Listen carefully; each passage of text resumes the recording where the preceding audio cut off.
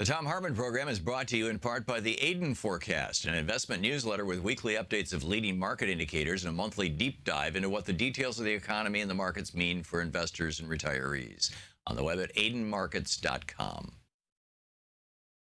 Wines have some of the highest pesticide levels in our food chain. This hour brought to you by ecowine.com. Pesticide-free wines, organic wines, imported from France by the Organic Wine Company, ecowine.com. Hartmann Program is brought to you in part by Super Beets. Super Beets are sourced from non-GMO beets, and they're packed with dietary nitrates, helping to produce nitric oxide for more energy, stamina, and support for healthy blood pressure levels naturally. For more information, call 800-223-8242 or visit tomsbeets.com.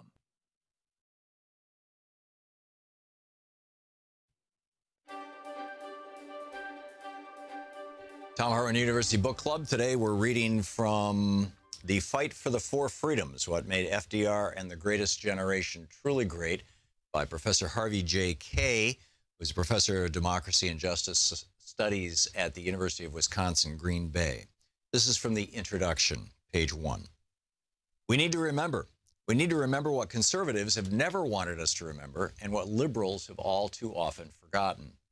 Now, after more than 30 years of subordinating the public good to corporate priorities and private greed, of subjecting ourselves to widening inequality and intensifying insecurities, and of denying our democratic impulses and yearnings, we need to remember.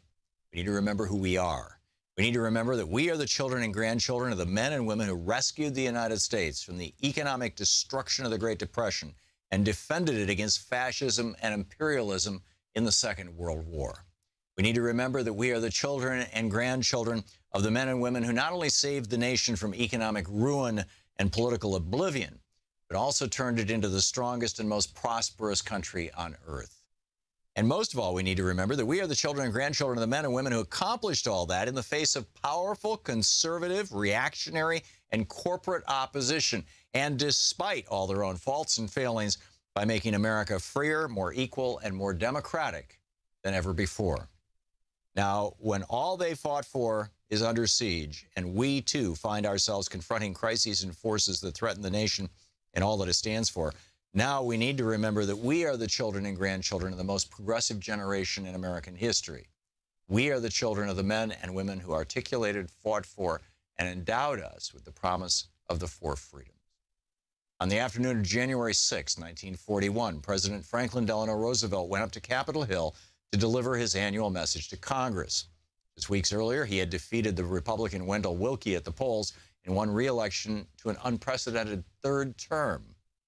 But Roosevelt now faced a far greater challenge, one even more daunting than those he confronted in his first and second terms. Still stalked by the Great Depression, the United States was also increasingly threatened by the Axis power, Nazi Germany, Fascist Italy, Imperial Japan. And with war already raging east and west, Americans had yet to agree about how to respond to the danger. The president, however, did not falter. He not only proceeded to propose measures to address the emergency, he gave dramatic new meaning to all men are created equal, life, liberty, and the pursuit of happiness, we the people of the United States, a new birth of freedom, and government of the people, by the people, and for the people. FDR knew about crises, but he knew as well what Americans could accomplish even in the darkest of times. Born in 1882, he had grown up privileged, the son of New York Hudson River gentry. Yet long before becoming president, he had suffered serious defeats and setbacks, none more devastating than contracting polio in 1921 at the age of 39. The disease left him permanently unable to stand up or walk without assistance. However, supported by his wife Eleanor and other family members and friends, he had risen above the paralysis to become the most dynamic political figure in the United States. Moreover, his experiences and encounters in the course of doing so had reaffirmed and deepened his already powerful faith and confidence in God, in himself, and in his fellow citizens, all of which had enabled him, in the face of the worst economic and social catastrophe in the nation's history, to defiantly state that the only thing we have to fear is fear itself, and then go on to proclaim this generation of Americans has a rendezvous with destiny. Armed with this faith and confidence and propelled by the popular energies that his words and elections elicited, he determinedly pursued the initiatives of relief, recovery, reconstruction, and reform known as the New Deal. Together, president and people severely tested each other, made mistakes and regrettable compromises, and suffered defeats and disappointments. Nevertheless, challenging each other to live up to their finest ideals, Roosevelt and his fellow citizens advanced them further than either had expected or even imagined possible. Confronting fierce, conservative, reactionary, and corporate opposition, they not only rejected authoritarianism, but also redeemed the nation's historic purpose and promise by initiating revolutionary changes in American government and public life and radically extending American freedom, equality, and democracy. They subjected big business to public account and regulation, empowered the federal government to address the needs of working people, mobilized and organized labor unions, fought for their rights, broadened and leveled the we and we the people, established a social security system, expanded the nation's public infrastructure, improved the environment, cultivated the arts, and refashioned popular culture. And while much remained to be done, they imbued themselves with fresh democratic convictions, hopes, and aspirations. Standing before the American people and their assembled representatives that early January day, the president surely believed their rendezvous with destiny had come. He told them straightforwardly that Americans were now confronting a moment unprecedented in the history of the United States. A moment unprecedented because never before had American security been as seriously threatened from without. And he refused to appease those who threatened our nation's safety. The book is The Fight for the Four Freedoms by Harvey K.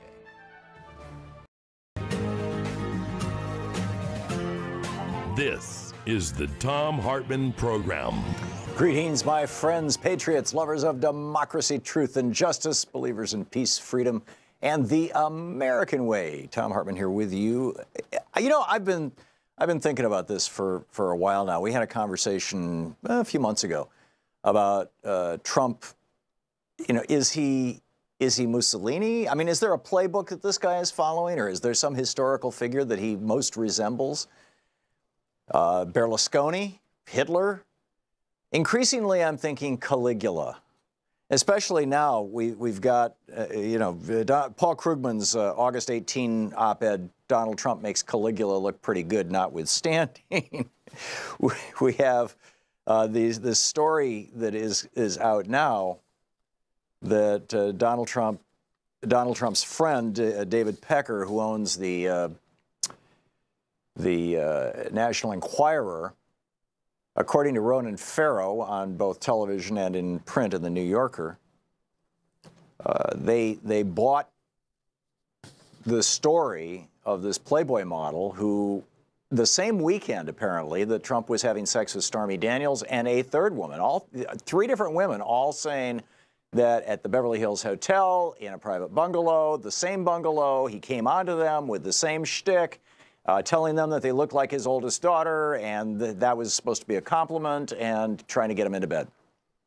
And apparently did with at least two of them. The third one, Summer Zervos, is suing him for sexual assault. She did not want to get into bed with him. Very strange stuff. And Ronan Farrow is raising the issue, does this mean that Trump could be blackmailed? Or, to use the words of the folks at the National Enquirer, influenced, apparently. So, Caligula was famous for his sexual excesses, for his cruelty, for his love of humiliating those who were around him, those who worked with him, those who were part of what was then, Rome's high society, and for the whole bread and circus routine, right? Keep them entertained. What do you think? Is Trump more like Caligula than Mussolini or Berlusconi? I mean, who is the historical figure that you think Trump most resembles? I'm putting that fairly high up there.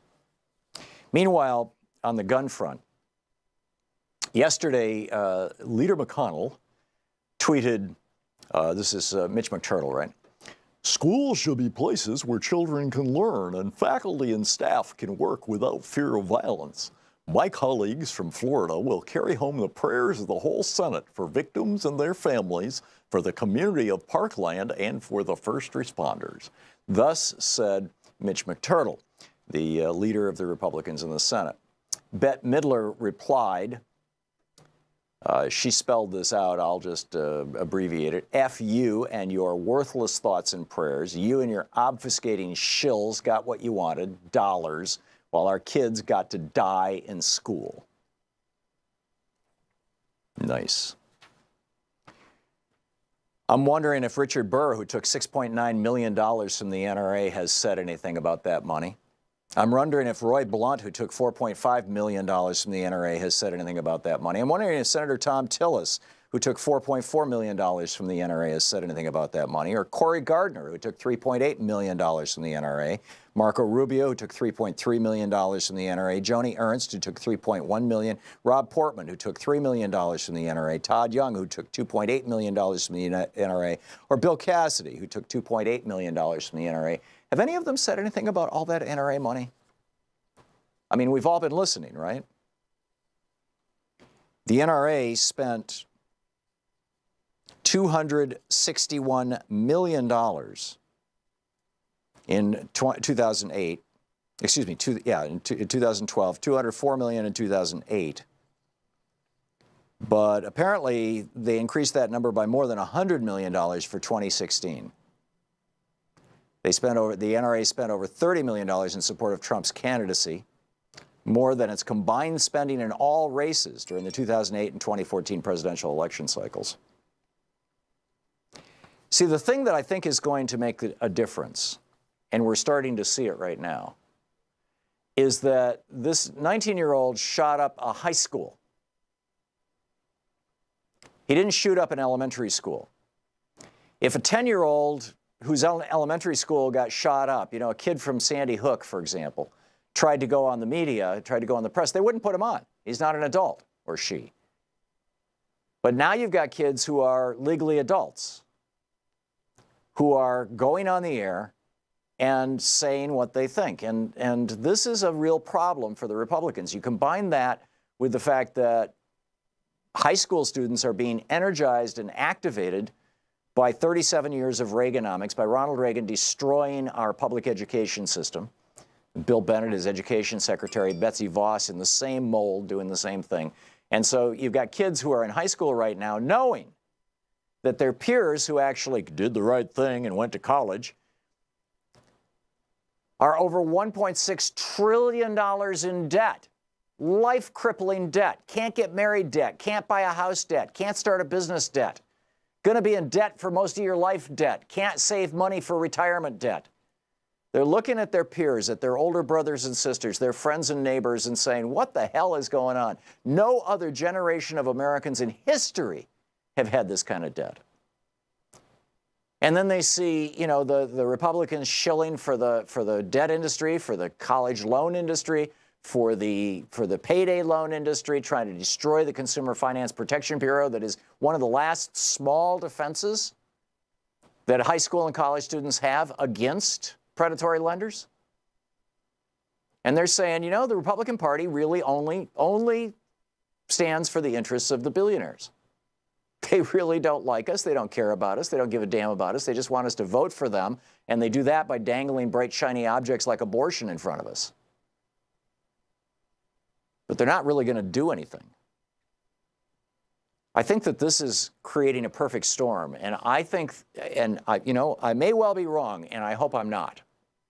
But it sure seems to me like this mass shooting, this school shooting, is different than times in the past, in part because, as I said, it's a high school, and high schoolers can go on camera and talk. And number two, high schoolers engage in social media much more than elementary school kids do. And number three, the high school students have been activated by these Republican victories. They're figuring out how badly this country has been raped by the right-wing billionaire class over the last 37 years, ever since Ronald Reagan in 1981 declared war on working people. And in 1983 and 1986, radically cut their taxes from 74% down to 25%. And then meanwhile, we're seeing This was over at Splinter. Every member of Congress who took money from the NRA and then tweeted thoughts and prayers. This was from the Las Vegas massacre, but I think it's still apropos. Roy Blunt, who took $4.5 million from the NRA, saddened by the tragic loss of life. My thoughts are with all the families affected by this horrific attack. Barbara Comstock, Republican from Virginia. I am heartbroken by the mass murder. Right. Richard Burr. My heart is with the people of Las Vegas and and the first responders today. Mike Kaufman, Republican from Colorado. My thoughts and prayers go out to all the victims. Iowa Senator Chuck Grassley, praying for the victims and their families. Texas Congressman Will Hurd took money from the NRA. I'm deeply saddened by the tragic shooting. New York Congressman John Katko. Kentucky Senator Rand Paul. Rand Paul tweets, tragic news. Kelly and I send our prayers and deepest condolences. Right. The list is like 20 pages. It's basically every Republican in Congress. By the way, all the Republicans representing the state of California have taken money from the NRA. None of the Democrats have. This should tell you something. We'll be back. This is the Thom Hartmann Program.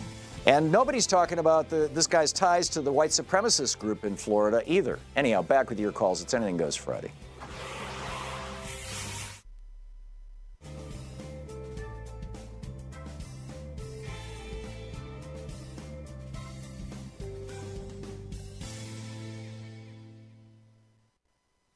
Welcome back. Oh my, let's see here. Is it Mina or Mena in St. Paul, Nebraska, watching Free Speech? It's Mina Sprague. And the reason I'm calling is I want Nebraskans to know that we have an excellent candidate running against Adrian Smith. Okay. His Who's name Adrian is Smith Paul first? Siebold. I'm sorry? Who is Adrian Smith? Our 3rd district representative who has 100% rating with Club for Growth. Ah, okay. So you've got a right-wing Republican, and you now have a progressive running against that right-wing Republican. Yes, he's excellent. He has a web page, and we also have a woman, Jane Raybould, running against Deb Fisher, who also has excellent credentials. Great. So what are these? What are the names and what are the websites, Mina? Paul Siebold, and its last name is spelled Theobald. Oh, the spelling that looks like Theobald, but it's, yes, but it's pronounced Sebald or Theobald. Theobald. Theobald. Theobald is how I. Okay. Yeah, I've met him. He's excellent. Okay. And Jane Raybould, is last name is Raybould. Okay. And I've not met her, but she's excellent, too, from what my friends say. I'd also like to vote for Krusty the Clown. I think he's in the White House right now, or at least his evil twin. So but yeah, okay. Mina, thank you very much for the call. It's great to hear from you. Sean in McKinney, Texas. Hey, Sean, thanks for listening. What's on your mind? Hi. Well, I wanted to make 2 possible recommendations for guests for your show, and then I wanted to ask a quick question. Okay. For recommendations for guests on the show, I suggest that you just talk to Arthur when you call in. I don't want to have those conversations on the air. What else did you want to talk about, Sean?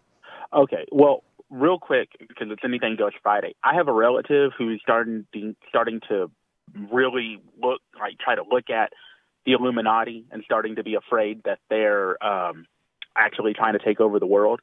And my relative actually has a lot of respect for you and your opinions. So I wanted to get your opinion on the matter to try to help them, There is a group that is trying to take over the world, and they have largely succeeded. And they are pushing neoliberal ideology, which is the ideology that suggests that corporations can do no wrong and the real, truly mind-bogglingly rich should run the world. But they're not the Illuminati. They're the right-wing billionaires.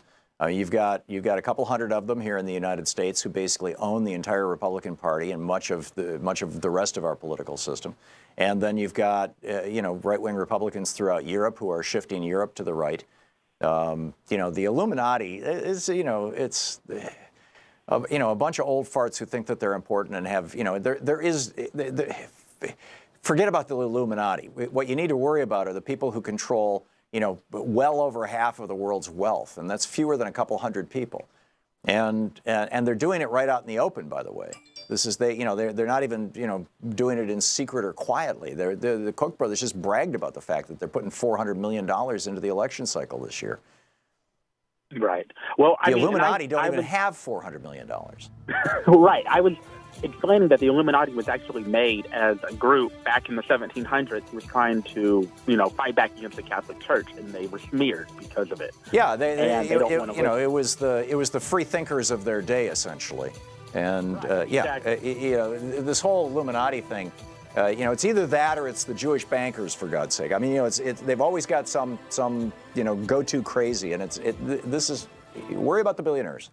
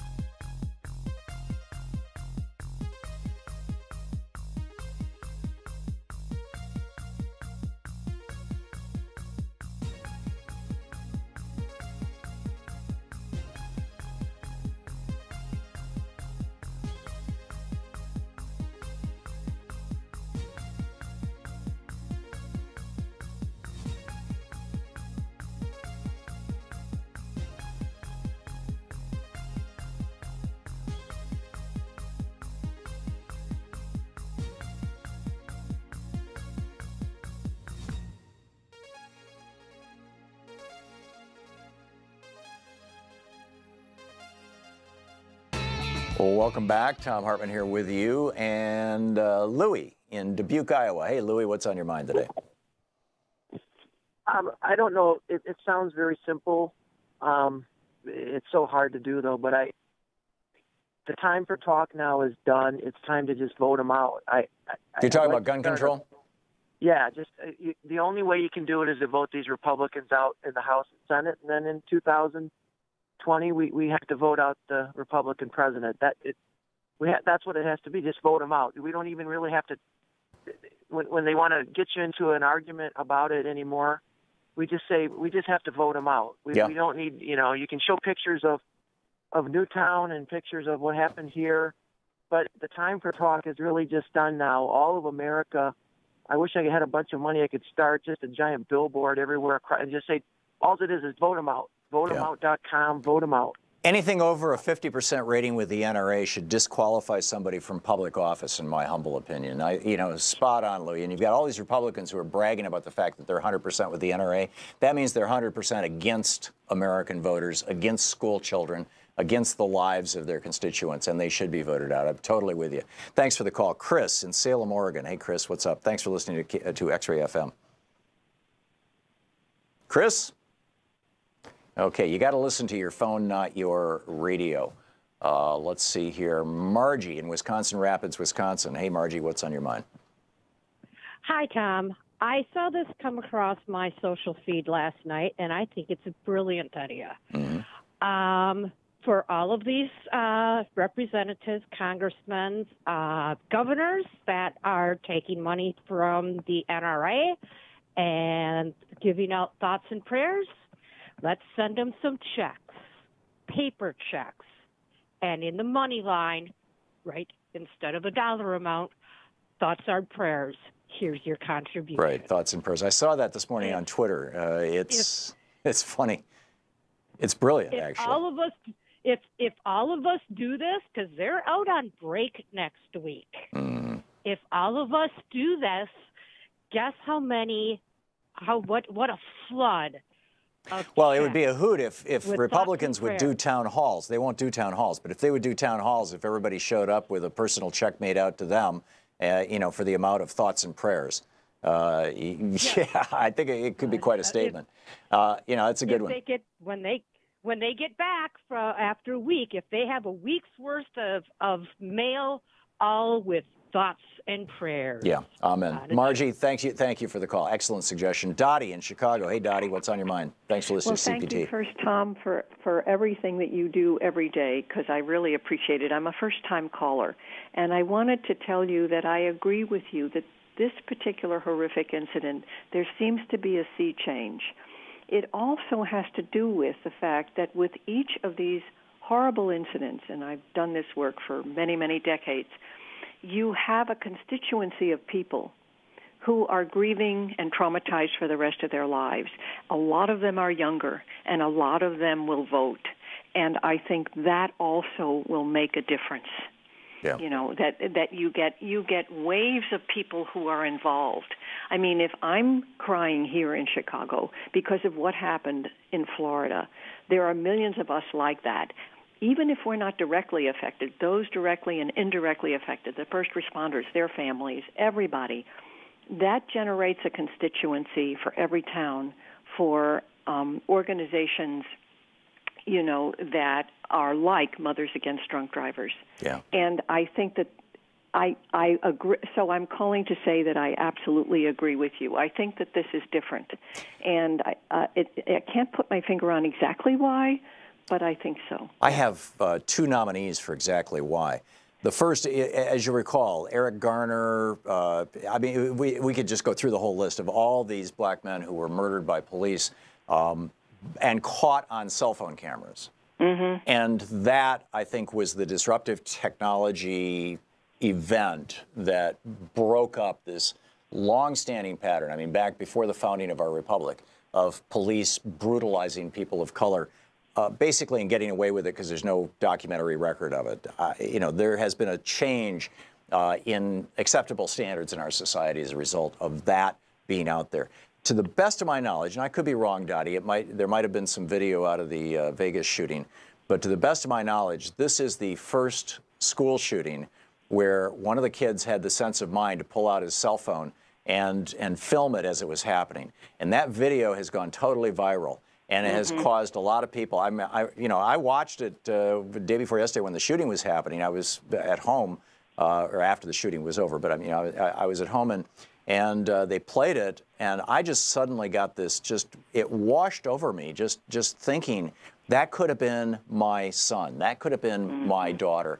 You know, the kids in that classroom. And tears. I mean, just my eyes just burst into tears. And I'm a pretty, you know, hardened guy, you know, or whatever. I mean, I've watched people die in real life. I mean, but still, it just overwhelmed me, and you know, so I'm thinking that this has got to be influencing pretty much everybody, and that's not being discussed at all. But I think that and the fact that young people are politically conscious. I mean, we're talking teenagers. We're not talking 10-year-olds. They're politically conscious, and they know how badly the Republican Party has been trying to screw their entire generation and all of their peers older than them. Dottie, thank you for the call.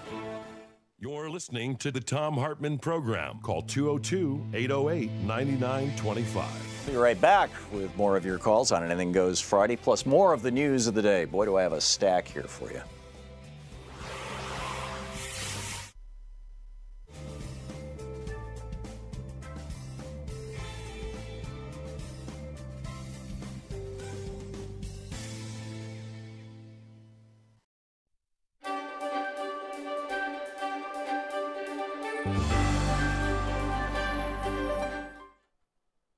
It's the Thom Hartmann University Book Club. Today we're reading from Seize the Time, the story of the Black Panther Party and Huey P. Newton by Bobby Seale. This is from page 85, a subchapter titled Huey Backs the Pigs Down. And there are a few words in here that I'll be filling in, as it were. They're walking, he says, one day as we were walking out of the office, I guess we'd been there about a month or so, a pig passed by. He saw us coming out of the office with shotguns and pistols on our sides. About 6 or 7 of us came out of the office there in the daytime, and we looked at the pig as he passed by, and he jumped on his radio because he saw us coming out of the office with these pieces and stuff. We had just finished field stripping weapons, learning about 00 buckshot, learning about the 9mm and the .45, and having a political education session. We had a .45 and a .357 Magnum in the group and a couple of M1s. We had 3 or 4 shotguns by then. We bought up guns like a son of a bitch then. The pig went down 2 blocks and turned around, came back up the other side of the street. They were building rapid transit, BART, right down from Grove Street there, and we went up the other side of the boulevard and came back. We readily assessed that the pigs were ready to see what the F was happening, that this pig had radioed in, and he was running it down, how he had, quote, seen some N-words come out of a place here with some guns and blop, blop, de bloop, etc., come out of this office with guns and stuff. He was radioing into other pigs to help get him. Huey had his father's car that day, and he goes through that whole thing. So anyhow, the police pull him over, and Huey got in the car, and the pig came up to the window. You have any driver's license? So Huey rolled the window down. That wasn't more than a 3 or 4 inch crack in the window. Huey handed his license out the window. Is this your true name, the pig said? And Huey said, yes, that's my true name, Huey P. Newton. Is this your true address, 841 47th Street? And Huey said, yep, that's my true address, 841 47th Street. And what are you doing with the guns? And Huey said, what are you doing with your gun? This particular pig decided he wasn't going to argue, so he went back and got his little writing pad there where they fill out S-word. Your true name is Huey P. Newton? Huey said, that's right. The pig wrote it down. Your true address is 841 47th Street? Huey said, that's right. The pig then looked at his license. What's your phone number? And Huey said, 5, and stopped and wouldn't say anything else. And the pig said, 5 what? And this is when all the S-word between the pig and the party and the pigs began. Huey said, the 5th Amendment. You ever heard of it? Don't you know about the constitutional right of a person not to testify against himself? 5, I don't have to give you anything but my identification, name, and address, so therefore I don't even want to talk to you. You can leave my car and leave me alone. I don't even want to hear you. What do you mean, the pig said. And Huey said, just what I said. The constitutional right of any man is that he doesn't have to testify against himself. And Huey had a big M1 sitting to his right with his hand on it. I had this 9mm sitting beside me, and Huey had this M1 at his side. Huey was driving. 4 other brothers were in the back seat. One of them was Bobby Hutton. They were being quiet because Huey told them to be quiet, and the pig is going crazy. He's by himself, and Huey's got all these black N-words in the car going for the MFer. Meanwhile, while the pig is trying to get bad, 3 cars drove up behind us and 1 in the front. Some more were in the driveway. Blop, blop, blop de blue. Then another car came in front of us. A pig jumped out of the car, walked up to our car, and said through the crack in the window with a hoggish voice trying to sound intimidating, what's going on here? And Huey said, the same basic procedures that are supposed to go on. Huey rolled the window down another 5 or 6 inches. The pigs were looking at the guns in the car. Can I see that pistol there? One of the pigs said. No, you can't see it, Huey told him. I was beginning to get skeptical about what was happening because he pointed to my 9mm pistol. Huey was on probation, and if they thought that this was Huey's pistol, I didn't know this law stuff the way Huey knew it, so I moved the pistol over beside me real close. It had been lying in the middle of the seat. I said, no, you can't see it. Huey said, no, you can't see the pistol, nor this, pointing to his rifle. And you don't want to look, and I don't want you to look at it. You don't have to look at it. Is that your pistol? He asked Huey. And I said, no, it's not his pistol, it's my pistol.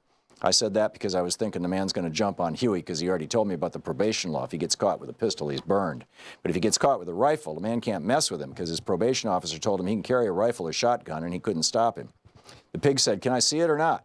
So Huey said to me, I'll talk. And then he said to the pig, no, you can't see the pistol. Get away from the car. We don't want you around the car, and that's all there is to it. Well, I can ask him if I can see his pistol or not, the pig says. So I says, well, you can't see my pistol. The MFers tried to get indignant. They were blabbing and oinking to each other about who in the hell we thought we were, and Constitution my ass, they're just turning it around. Then the pig said to Huey, who the hell do you think you are? Look, damn it, Huey said. He opened the car door. This is where Huey got mad. I mean, you have to imagine this N-word. He got mad because these dogs were going to carry on, and they were bracing up like they were bad. Huey didn't go for this at all. Huey got very mad. He opened up the door saying, who the hell do you think you are? In the first place, this man, pointing at the pig, came up here and asked me for my license like he was citing me for a ticket or observation of some kind. This police officer is supposed to be carrying out his duty, and here you come talking about our guns? Huey put his hand around his M1 rifle and continued, we have a constitutional right to carry the guns, and anyway, I don't want to hear it. The pigs backed up a couple of steps, and Huey was coming out of the car. Huey had his hand back in the car getting his M1, and you know, if you've ever seen Huey, he gets growly but articulate. He came out of the car with his M1. Huey knows this law so well that he wouldn't have had the one M1 loaded inside the car. So he came out of the car, he dropped around into the chamber right away. Clack, clop. Who do you think you all are anyway? Huey said to the pigs. And the pigs were all on the sidewalk harassing all the brothers and sisters who gathered around. You move on down the street, said the pig. Huey started interrupting. You don't have to move down the street. Don't go anywhere. These pigs can't keep you from observing. You have a right to observe an officer carrying out his duty. And these pigs, they listen to all this S-word, and it goes on from there. It's a great story. Seize the Time by Bobby Seale.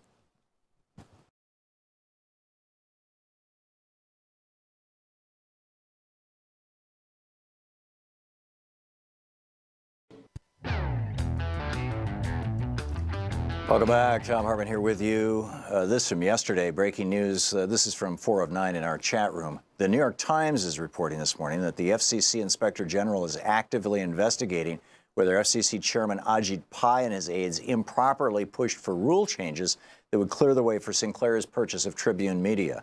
Pai is so sketchy, this writes 4 of 9 in our chat room. Pai is so sketchy that his own agency has launched an investigation against him. Demand that Chairman Pai recuse himself from reviewing the Sinclair merger now. Well said. Amazing. Trish in Quarryville, Pennsylvania. Hey, Trish, what's on your mind today? Yes, first of all, I want to thank you for what you do every single day. I don't miss you unless I'm out of the house. You're like a light at the end of a dark tunnel. Well, thank you, Trish. You're more than welcome. What I wanted to say is I fought against the Vietnam War. I marched against that because my brother was in Vietnam. I marched with Martin Luther King, got water hosed, and you have re-sparked me. I have recently joined Southern Lancaster County DNC. Good on you. And, pardon me? I said, good on you. Yeah, the old hippie is coming back out. That's all I can say. Yeah, same here.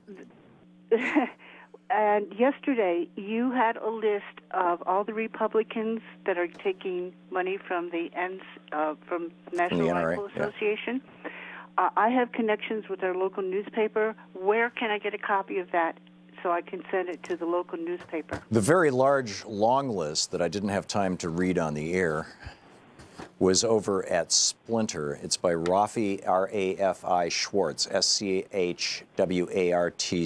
I'm sorry I don't. For some reason, when it printed the website, it did not print the URL. So I can't, I have it printed out here.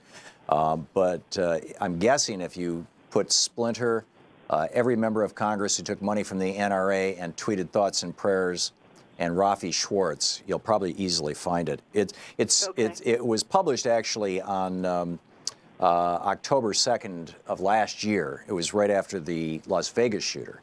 And so this is all the Republican politicians and a few Democrats, presumably. I haven't seen a Democrat in the list yet, but they're not identified by party, so I would have to recognize the name. But it's all the people who took money from the NRA and then tweeted thoughts and prayers with all that kind of stuff. That makes me sick. Yeah, me too. Doesn't do a darn thing. Not anything. Yeah. And then for him to go down there. The man in the fool on the hill, I call him, to go down there and talk to these people, he better have a lot of FBI around him. Is all I got to say, because that one woman is let's not even talk like that, Trish. That's right. Not appropriate. But that's not appropriate. You're right. Yeah, he is going to be facing some very angry and very upset people. Although my guess is, again, I'm on Trump's mailing list. And, the last pitch I got was a couple days ago, send us $3 and you'll be in the raffle for this or that. In the past, what they have done is they have only allowed people in who are on that list, people who have donated to the Trump campaign. And that's how he gets adoring crowds. And by the way, that is illegal. That is it's a violation of the Hatch Act. That is using public property and position, in this case, Air Force One, the presidency, all that kind of stuff. When the president does these kind of things, they're supposed to be public events because he's the president of all of us. If he only allows in the people who are his donors, if it becomes a partisan event, then it's supposed to be paid for by the campaign or the RNC. But, this is how he gets these adoring crowds and nobody ever heckles him, is they only allow people in or they only even invite people who are actually donors to the Trump campaign, which is terrible. We can't even get our local rep to have a town meeting. He is scared to death. Oh, of course, He of is course. scared to death to face these questions. He must be a Republican then. Yeah, oh yeah. Yeah. And the thing is, Tom, that, again, I want to thank you. I just had my 71st birthday, and never in all these years did I think I'd be watching this country go downhill. This is not what you and I fought for in the 60s. Yeah, it's not what we grew up with either. This is not the world. Everything changed with the Reagan presidency, and it has not changed back. By the way, one other piece of information you may find useful, Trish, since you're doing your activism thing here. Quartz, QZ.com, is an online magazine. And they had a piece on October 6th by Yu Zhao, Y-O-U-Z-H-O-U, and it's titled 3% of the population own half of the civilian guns in the U.S. And I believe that. Yeah, so you have to wonder, I mean, who everybody's talking about mental illness. Well, if half, first of all, America, and I think I mentioned this at the opening of the show, but it bears repeating, if half of the guns in civilians' hands are in the United States, worldwide, half of all the guns that civilians hold are here in the United States, held by U.S. citizens. We are only 5% of the world's population. We have half of the world's guns. And of that half of the world's guns, half of them are owned by 3% of American gun owners, which would be about 1% of American, because only about a quarter of Americans own guns. It'd be less than 1% of Americans own 50% of all U.S. guns, which would be 1/4 of all guns worldwide. You have to ask yourself the question, who is mentally ill? These people are, all these politicians are talking about mental illness, mental illness, mental illness. It's all I'm hearing on CNN and MSNBC is mental illness. I would say that you want mental illness, look at the guy in Vegas who had 54 guns. Who needs 54 guns, right? In fact, in the article, only a quarter of Americans own guns. The 3% of the population owns half the civilian guns, and there was another, pretty shocking statistic in here. Oh, maybe it wasn't in this one. Just one last thing. Sure. I wanted to thank you. I'm half Onondaga, which is part of the Iroquois Nation, and you're the only broadcaster that I have ever heard on TV anywhere that ever sticks up for what happened to us. We had the biggest genocide in the history of the world. Oh, yeah. We outdid, Andrew Jackson outdid Adolf Hitler, and it wasn't just Andrew Jackson, obviously, but he was the peak of the effort, with the Trail of Tears. And to have the fool on the hill have a picture of him behind those two native gentlemen, yes, it's just a slap in the face. Thank you. I'll let you go. Thank you for letting me talk to you. That's quite all right. Thanks a lot, Tricia. Great to hear from you, and thanks for watching Free Speech TV. David in Searcy, Arkansas. Hey, David, what's on your mind? Hey, Tom. Pleasure to talk to you. We're going to need, keep saying voting them out, voting them out. We're also going to need Republicans to stand with us to help us vote them out. That's not going to happen. David, the Republican Party has totally sold out to the NRA to the point that they passed a law forbidding the federal government from investigating anything scientific that has to do with gun violence. I understand, but we do need some help from them, and I believe that requires good common sense gun laws. Yesterday, you had a gentleman on that said about suppressors. I think we need to compromise with that. Another thing I'd like to suggest is that a million kids march to Washington, D.C., have these school children go to Washington, D.C., and advertise with them. Another subject that I'd talked with a replacement of yours one day when you was out was on the AR-15s. As I told him, I served in the service. It's an iconic weapon, specially reserved for the military.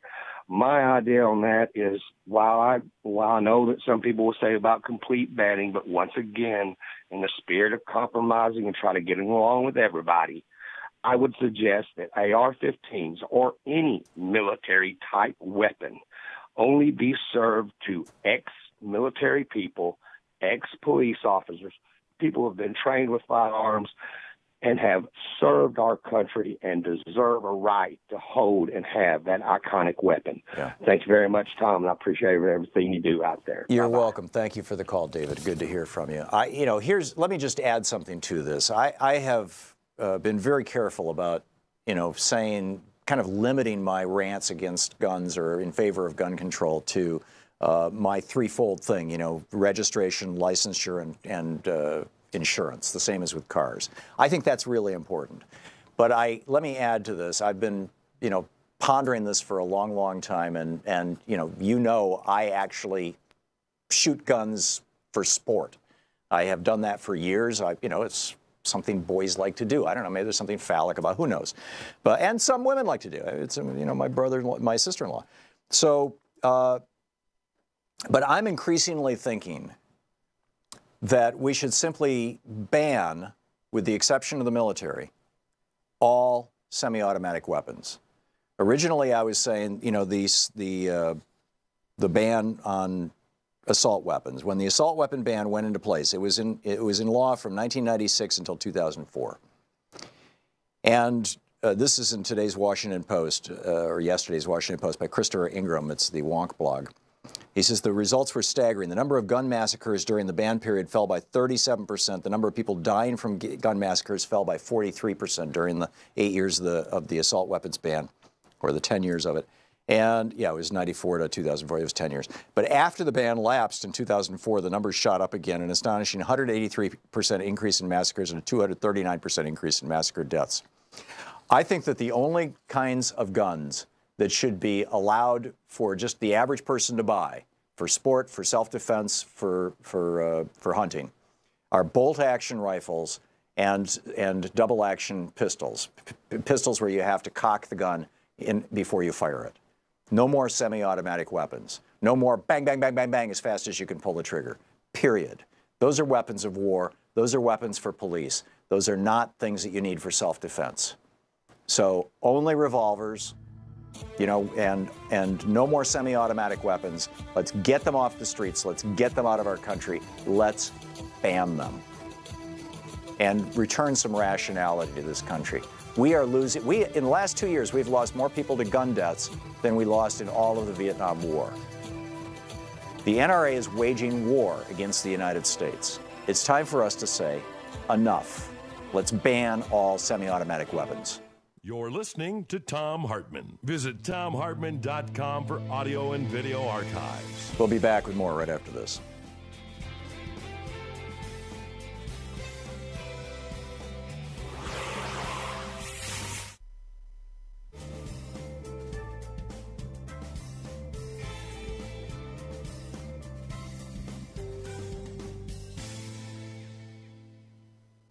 And welcome back. Mark Taylor Canfield in Seattle. Hey, Mark, what's on your mind today? Hi, Tom. I've been reporting about Seattle's homelessness epidemic at my MTC report at YouTube and my newspaper column. And during the last homeless count, the one-night count here, Seattle, which is located in Martin Luther King Jr. County, by the way, declared a civil emergency due to homelessness because we found 11,600 people without permanent shelter in King County, where Seattle's located. Wow. So that means Seattle has the third largest population of homeless people in the United States, only behind New York City and Los Angeles, which is a complete tragedy. Homelessness, as we know, disproportionately affects people of color. And I just wanted to give this quick statistic that and people afflicted with mental illness. Yes. Also, 80% of homelessness in this area is a direct result of job loss, inadequate wages versus the high rents, medical or mental illness, as you mentioned, also domestic violence and or, divorce and separation. So this knee-jerk reaction that sometimes we get from right-wingers that, oh, well, people are on the streets because they want to be there, and they move to the West Coast because the weather's good so they can live outside. Well, that's just ridiculous.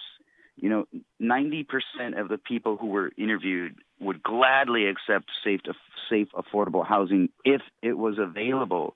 So I think it's time to really counter a lot of this regressivism. I was thinking, you just mentioned Reagan a little earlier, and the first article I ever wrote as a kid was called Right-Wing Regressivism, and it was all about how Reagan had been elected.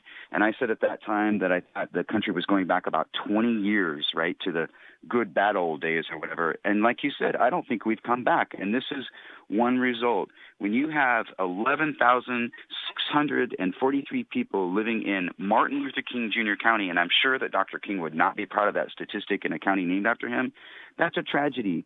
3,000 people without permanent shelter living on the streets of Seattle.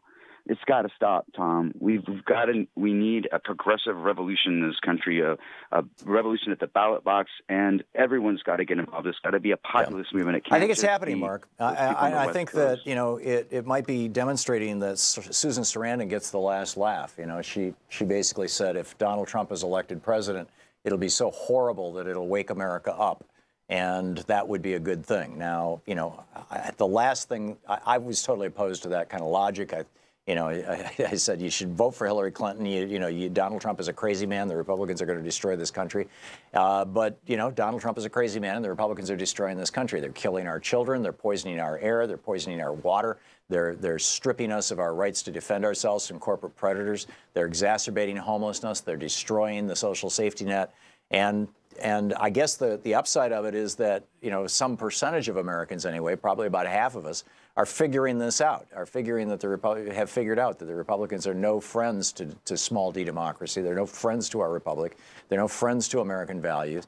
They are essentially, by and large, evil predators doing the business of a predacious right-wing billionaire overclass that views themselves as some sort of modern-day Romanoff family or something. I mean, it's totally bizarre. Mark, thanks for the call, and keep up the good work. We'll be back. It's 10 minutes before the hour.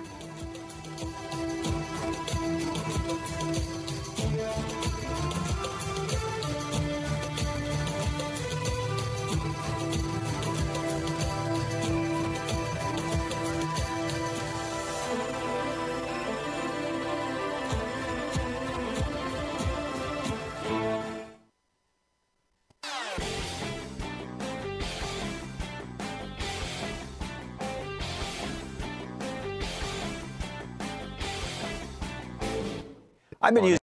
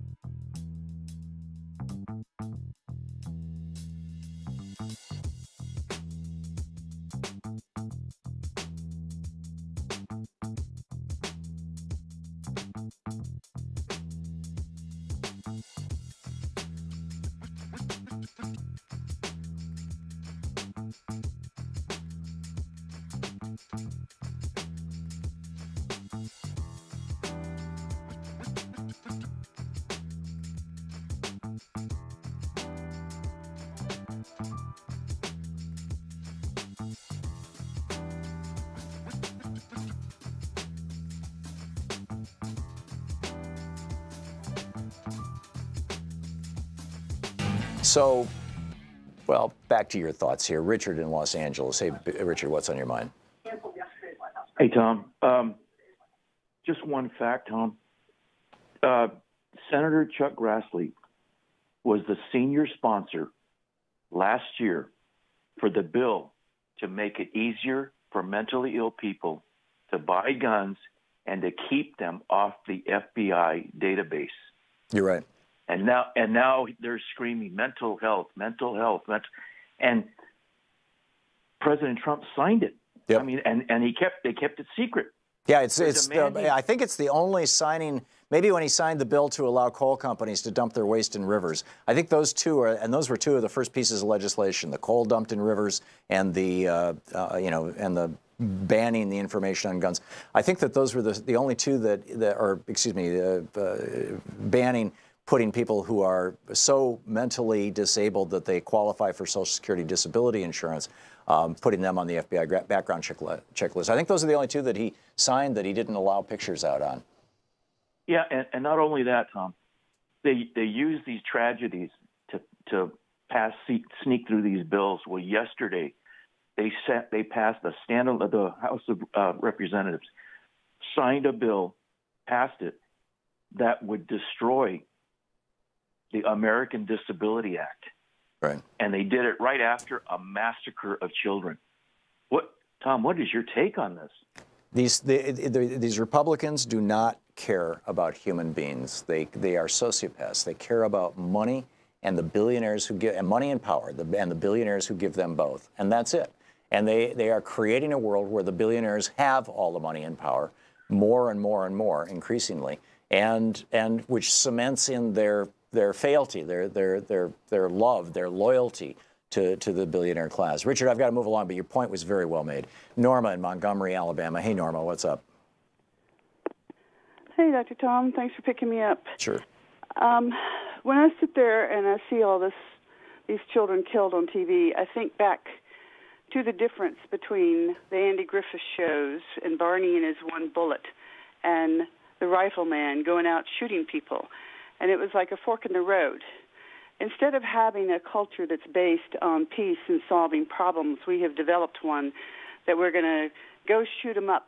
You have so many cop shows on TV every day, and you have this term tactical, where we're going to have tactical gear and tactical vehicles, and we're going to go out and kill the bad guys. And so you have a person who's mentally disturbed, who's been picked on probably all his life, and so he went out and he kills the bad guys. And this is a mental problem. And when you think about doing away with mental hospitals, what was it, in the 80s? Is that Reagan who did that? Yeah. And we no longer have a place, a decent hospital, or any kind of psychiatrist or psychologist or counselors. There's no counselors in the schools that can handle 400 kids every week. You think about this, and you know, they don't really, like you said, Congress does not care about the population. All they care about is some money in their pockets. And until we change our culture, I don't see an end to this at all. At least the Republicans in Congress. The Democrats have been fighting really, really hard. And you know, obviously they're not getting anywhere because the media gave $2 billion worth of free publicity to Donald Trump in the last election cycle. And what, 38 minutes to Bernie Sanders, and, you know, a couple hours to, you know, and a few $1 million worth of free publicity to Hillary Clinton. But and most of that was negative. It was about, you know, Comey and talking about her emails and stuff. But the influence of guns and TV. When Louise and I both had surgery back about 5 years ago, we afterwards, it was just kind of a coincidence that we both ended up, you know, in bed on painkillers for a few weeks, and we binge watched a bunch of TV shows because that's what you do, right? And we binge watched Macmillan and Wife. The old Rock Hudson, Susan St. James story of when he was the commissioner of police for San Francisco, and Columbo, and they were just so charming, and nobody had automatic weapons. I mean, Macmillan was, you know, chasing down the police commissioner in San Francisco, chasing bad guys on the San Francisco's, you know, trolleys and whatnot. And it was so delightful. And then we watched Hawaii Five-0, the old Hawaii Five-0s. And Steve McGarrett was a defender of American values and liberty and you know, even treated suspects with respect. And then we thought, oh, well, let's look at the modern version of Hawaii Five-0. And the modern Hawaii Five-0, they drag people down into this secret room in the basement of the police headquarters in Honolulu and tie them to a chair over a drain, so when they throw up or bleed, the water goes in, you know, it goes into the drain. And then Steve McGarrett pulls out a gun and shoots this guy in the knee as an interrogation method. And I'm watching this going, what the hell has happened to America? You know, this is, and cops all over the country watch this stuff and think, oh, this is how I'm supposed to behave. And as you point out, Norma, individual people do too. Oh, the solution to everything is to get a gun. I'm with you. Norma, very well said. Thank you for the call. Douglas in Sacramento, California. Hey, Douglas, what's up? Hey, Tom. Good to talk to you again. Thank you. I was hesitant whether to call in, but they accepted my call. It was about the money for me, the money that's pushing all this. And I had a disagreement with you about this before, about whether we should actually treat it as speech and limit it on that basis.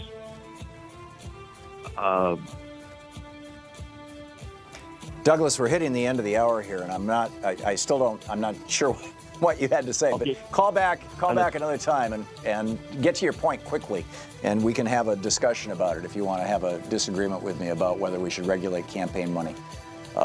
You know, obviously, you know my point of view on this. We'll be back. It's Anything Goes Friday. More of your calls and the news of the day right after this.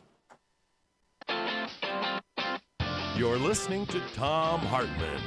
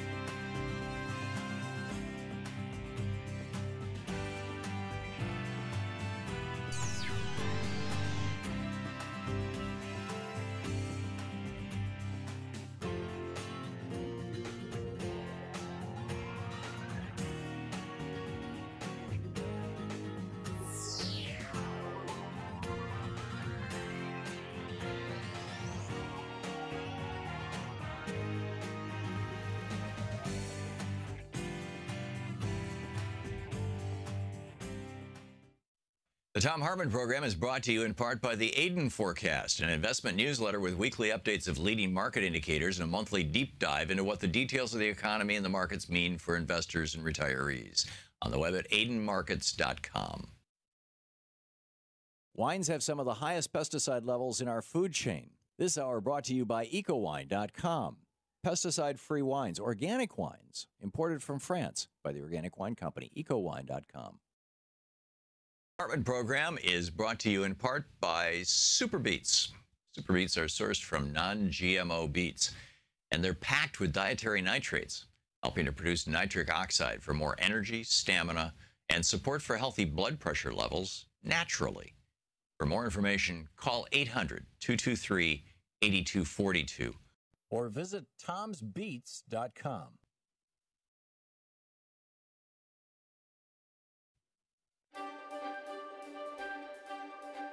It's the Thom Hartmann University Book Club. Today we're reading from Naomi Klein's brilliant new book, This Changes Everything. This from the introduction. A voice came over the intercom. Would the passengers of Flight 3935, scheduled to depart Washington, D.C. for Charleston, South Carolina, kindly collect their carry-on luggage and get off the plane? They went down the stairs and gathered on the hot tarmac. Then they saw something unusual. The wheels of the U.S. Airways jet had sunk into the black pavement as if it was wet cement. The wheels were lodged so deep, in fact, that the truck that came to tow the plane away couldn't pry out loose. The airline had hoped that without the added weight of the plane's 35 passengers, the aircraft would be light enough to pull. It wasn't. Someone posted a picture. Why is my flight canceled? Because D.C. is so damn hot that our planes sank 4 inches into the pavement. Eventually, a larger, more powerful vehicle was brought in to tow the plane, and this time it worked. The plane finally took off 3 hours behind schedule. The spokesperson for the airline blamed the incident on very unusual temperatures.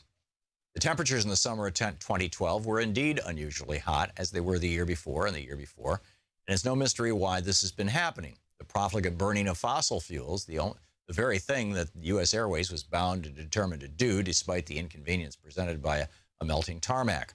This irony, the fact that the burning of fossil fuels is so radically changing our climate that it's getting in the way of our capacity to burn fossil fuels, did not stop the passengers of Flight 3935 from re-embarking and continuing their journeys. Nor was climate change mentioned in any of the major news coverage of the incident. I'm in no position to judge these passengers. All of us who live high consumer lifestyles, wherever we may happen to reside, are metaphorically passengers on Flight 3935. Faced with a crisis that threatens our survival as a species, our entire culture is continuing to do the very thing that caused the crisis, only with an extra dose of elbow grease behind it. Like the airline bringing in a truck with a more powerful engine to tow that plane, the global economy is upping the ante from conventional sources of fossil fuels to even dirtier and more dangerous versions. Bitumen from the Alberta tar sands, oil from deepwater drilling, gas from hydraulic fracking, coal from detonated mountains, and so on. Meanwhile, each supercharged natural disaster produces new irony-laden snapshots of a climate increasingly inhospitable to the very industries most responsible for its warming, like the 2013 historic floods in Calgary that forced the head offices of the oil companies mining the Alberta tar sands to go dark and send their employees home, while a train carrying flammable petroleum products teetered on the edge of a disintegrating rail bridge.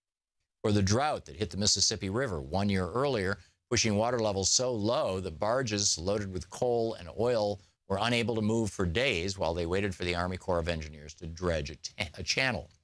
They had to appropriate funds allocated to rebuild from the previous year's historic flooding along the same waterway. Or the coal-fired power plants in other parts of the country that were temporarily shut down because the waterways that they draw into cooler machinery were either too hot or too dry, or in some cases both. Living with this kind of cognitive dissonance is simply part of being alive in this jarring moment of history, when a crisis that we have been studiously ignoring is hitting us in the face. And yet we're doubling down on the stuff that caused the crisis in the first place. I denied climate change for longer than I care to admit. I knew it was happening, sure, and not like Donald Trump and the Tea Party years going on about how the continued existence of winter proves it's all a hoax. But I stayed pretty hazy on the details and only skimmed most of the news stories, especially the really scary ones. I told myself the science was too complicated and that the environmentalists, they're dealing with it. And I continue to behave as if there was nothing wrong with the shiny card in my wallet attesting to my elite frequent flyer status. A great many of us engage in this kind of climate change denial. We look for a split second and then we look away. Or we look but then turn it into a joke. More signs of the apocalypse, which is another way of looking away. Or we look but tell ourselves comforting stories about how humans are clever and will come up with a technological miracle that will safely suck the carbon out of the skies or magically turn down the heat of the sun, which I was to discover while researching this book is yet another way of looking away. Or we try to look, we look but try to be hyper-rational about it. Dollar for dollar, it's more efficient to focus on economic development than climate change, since wealth is the best protection from climate extremes, weather extremes. As if having a few more dollars will make much difference when your city is underwater, which is a way of looking away if you happen to be a policy wonk. Or we look but tell ourselves we're too busy to care about something so distant and abstract, even though we saw the water in the subways in New York City and the people on the rooftops in New Orleans, and know that no one is safe, the most vulnerable least of all. And though perfectly understandable, this too is a way of looking away. Or we look but tell ourselves that all we can do is focus on ourselves, meditate and shop at farmers markets and stop driving, but forget trying to actually change the systems that are making the crisis inevitable, because that's too much bad energy and it'll never work. And at first it may appear as if we are looking, because many of these lifestyle changes are indeed part of the solution, but we still have one eye tightly shut. Or maybe we look, really look, but then inevitably we seem to forget. Remember and then forget again. Climate change is like that. It's hard to keep in your head for very long. We engage in this odd form of on again, off again ecological amnesia for perfectly rational reasons. We deny it because we fear that letting in the full reality of this crisis will change everything. And we are right. And the book is This Changes Everything by Naomi Klein.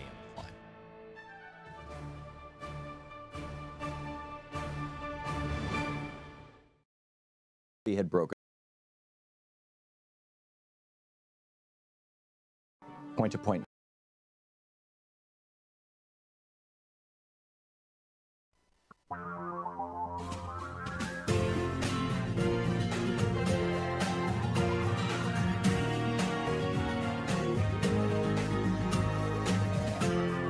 This is the Thom Hartmann Program. Welcome back.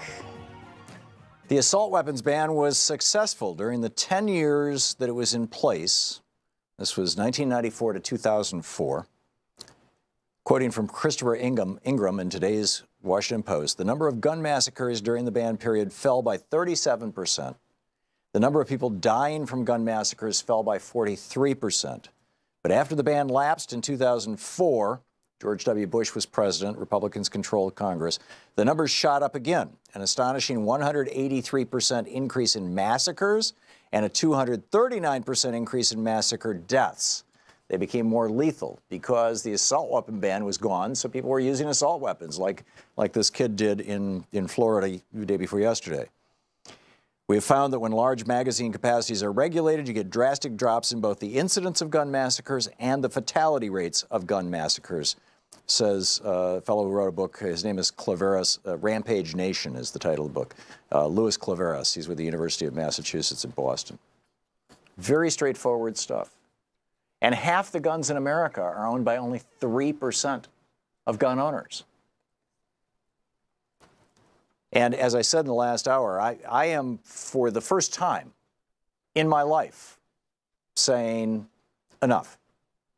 You know, if you think that the Second Amendment was some, piece of God-given certitude that came down from the mount that has to be literally interpreted, then number one, you need a well-regulated militia that every citizen is a part of, because that's what it was about.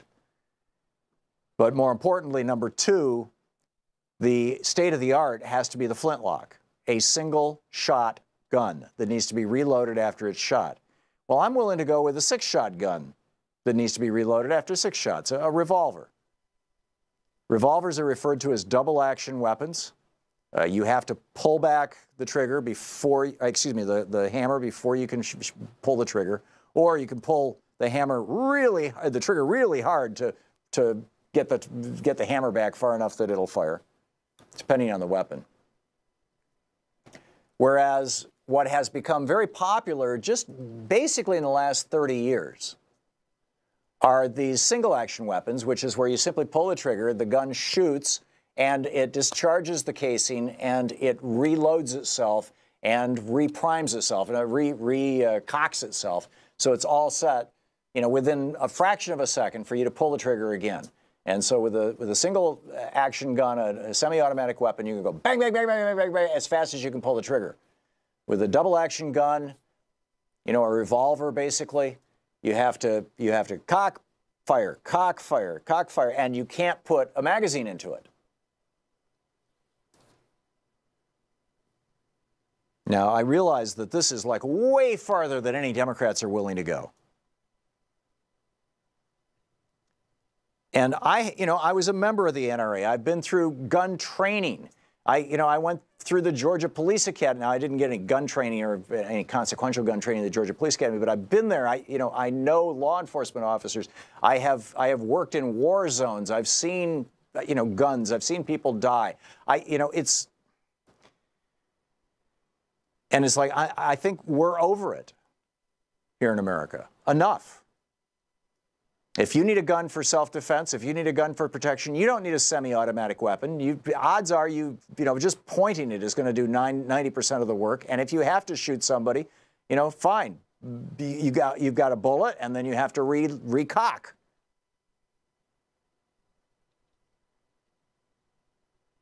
I see no reason for people other than police officers or the military to have semi-automatic weapons. We banned automatic weapons in the 1930s after they were used during Prohibition to kill so many people. We banned fully automatic weapons. As semi-automatic weapons came along and started becoming, very, very popular in the 1980s, we should have banned semi-automatic weapons too. Go back to bolt-action rifles, break-action shotguns. It's just straightforward stuff. Okay, Fromaine in Chicago. It says here you want to rebut me. Go for it. Hey, Tom. For long-time listener, first-time caller. Thank you. I honestly think you are one of the smartest guys on the radio. I love listening to you. But listen, I'm a Chicago police officer, and I've heard you put forth this narrative a couple of times about how the portrayal of police officers in movies, on television shows and all of that, the outlandish, over-the-top antics that cops do on television shows and on movies are what actual police officers aspire to do. I don't think anything could be further from the truth. Every cop I know looks at television, and one of the reasons we get into so many debates is that because of movies and TV shows, everybody thinks they know how to do our job. 99% of what you see on TV and in the movies is absolute crap. We can't do those things. We don't do those things. They're absolutely comical. We can't run in people's houses, and we can't get search warrants in like 5 minutes. And like actual police work is so much different than what they portray on TV and in the movies. It's almost comical. The only people who think that that's the way the police operate are people in Hollywood. Apparently. So, Fromaine, what is your, if you think cops are not influenced by this, why do we see police officers actually doing some of these things? I'm not talking about, presumably good cops like yourself, but you know who I'm talking about.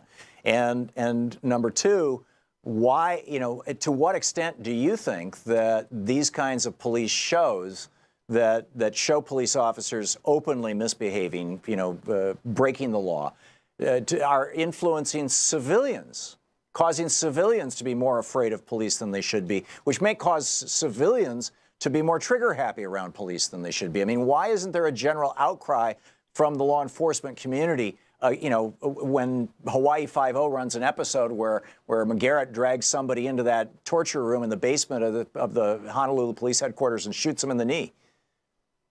Well, here's the thing. I've been a big city cop for, like I said, 16 years. I've worked in some of the roughest areas and all of that, and I've had my moments of running and gunning and chases and hopping over fences and all that stuff. But to be honest, most police work is boring. Yeah. If they portray police work as it actually is in real life, when the television show that's actually the closest to reality is probably Cops, because they show actual police work. But when you think about it, they're in small towns, and they only show traffic stops that actually result in, television-worthy cases, where they get some dope, or they get some guns, or they're making arrests, or somebody runs.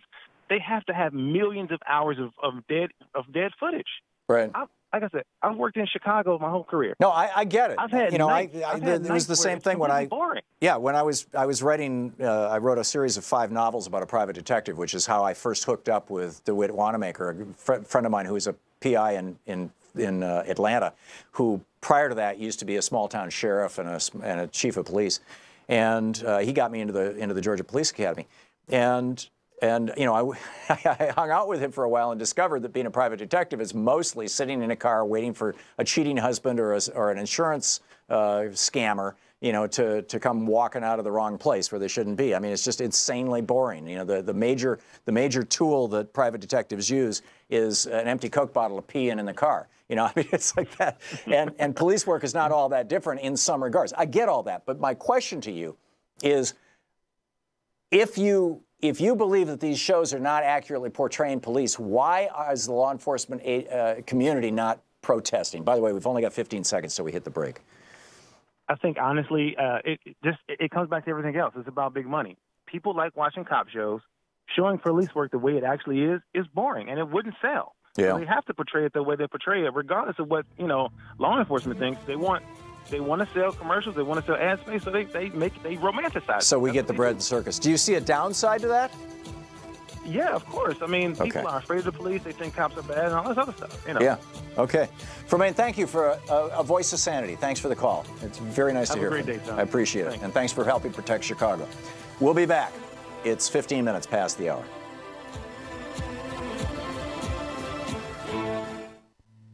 This is the Thom Hartmann Program. Time for a ban on assault weapons. I should ask Fermain what he thought about that, too. Anyhow, we'll be back.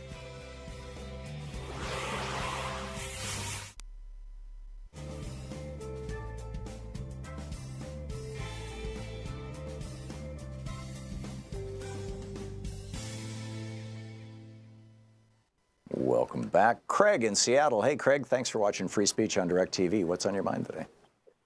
Well, hello, Tom. First, I want to say, though we've never met, I dearly love and appreciate you. Well, thank you, for the Craig. vast knowledge that you give all of us to listen to who are willing to listen. It's my pleasure. That being said, what I've come up with is some short and sweet bumper sticker things to say. Okay. I've got reduce your standard of living, vote Republican. Ha! I love it. Republicans, best at running, worst at running things. Right. That's a good one. Love and protect your children, vote for a Democrat. That's a very good one.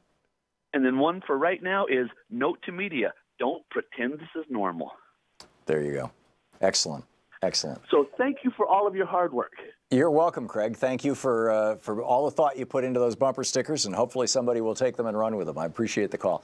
Lawrence in St. Paul, Minnesota. Hey, Lawrence, thanks for listening on our app. What's up? Lawrence, you're on the air. Yeah, can you hear me? I hear you just fine. Yeah, just going to offer a few solutions. One being, it's time out for, obviously, politicians. Lawrence, your phone is, I can't understand what you're saying. Am I a speaker, or is it just a bad cell line, or what? No, that's a bad line, so I'll have to call you tomorrow. Well, no, it sounds better now. Go ahead, try it. Okay, I'll be real quick. I think the teachers are going to have to go on a nationwide strike. That's the first thing. I think good idea. And I think secondly is, realistically, although we are hurting right now, we're not going to ban assault weapons. But what we can do is surreptitiously approach it. You know, Al Capone, when he finally got down, he was convicted for tax evasion, not the many murders that he caused. Right. That's what we're going to have to do with the assault weapons. What you have to do there is say, hey, if you want an assault weapon, you can have as many assault weapons as you want, but you have to sign up for selective service. That's the first thing. And secondly, you can have as many assault weapons, but they cannot go outside the radius of your house unless you're protecting yourself and you're chasing somebody. So you limit the assault weapon to his house, and he must sign up for selective service. Those two aspects will guarantee a decline in assault weapons. And if that person can't have too old to sign up for selective service, then he is also too old to have an assault weapon, because if you can't physically comply with the military's physical standards, you can't physically operate a military weapon. So that will exclude you from having an assault weapon. But initially, Congress, nobody's up there going to do anything. We must have a national teacher But we did strike. it in 1994, Lawrence. I mean, you know, Congress actually passed an assault weapons ban, and for 10 years we had an absolute ban on assault weapons in the United States. The numbers of them dramatically reduced, and as a result, we saw when the ban expired in 2004, in the next couple of years, we saw an over 230% increase in slaughters using assault weapons. I think we should ban all automatic weapons, period. But you know, I understand what you're saying, and your suggestions are good. I would add, though, also, you know, if you own property, if you own a home or land in the United States, in pretty much every state in the union, every year you have to pay a property tax. What about every year you have to pay a gun tax that picks up the cost for all the carnage, the 33,000 deaths a year that helps pay for them? Lawrence, thanks for the call. We'll be right back.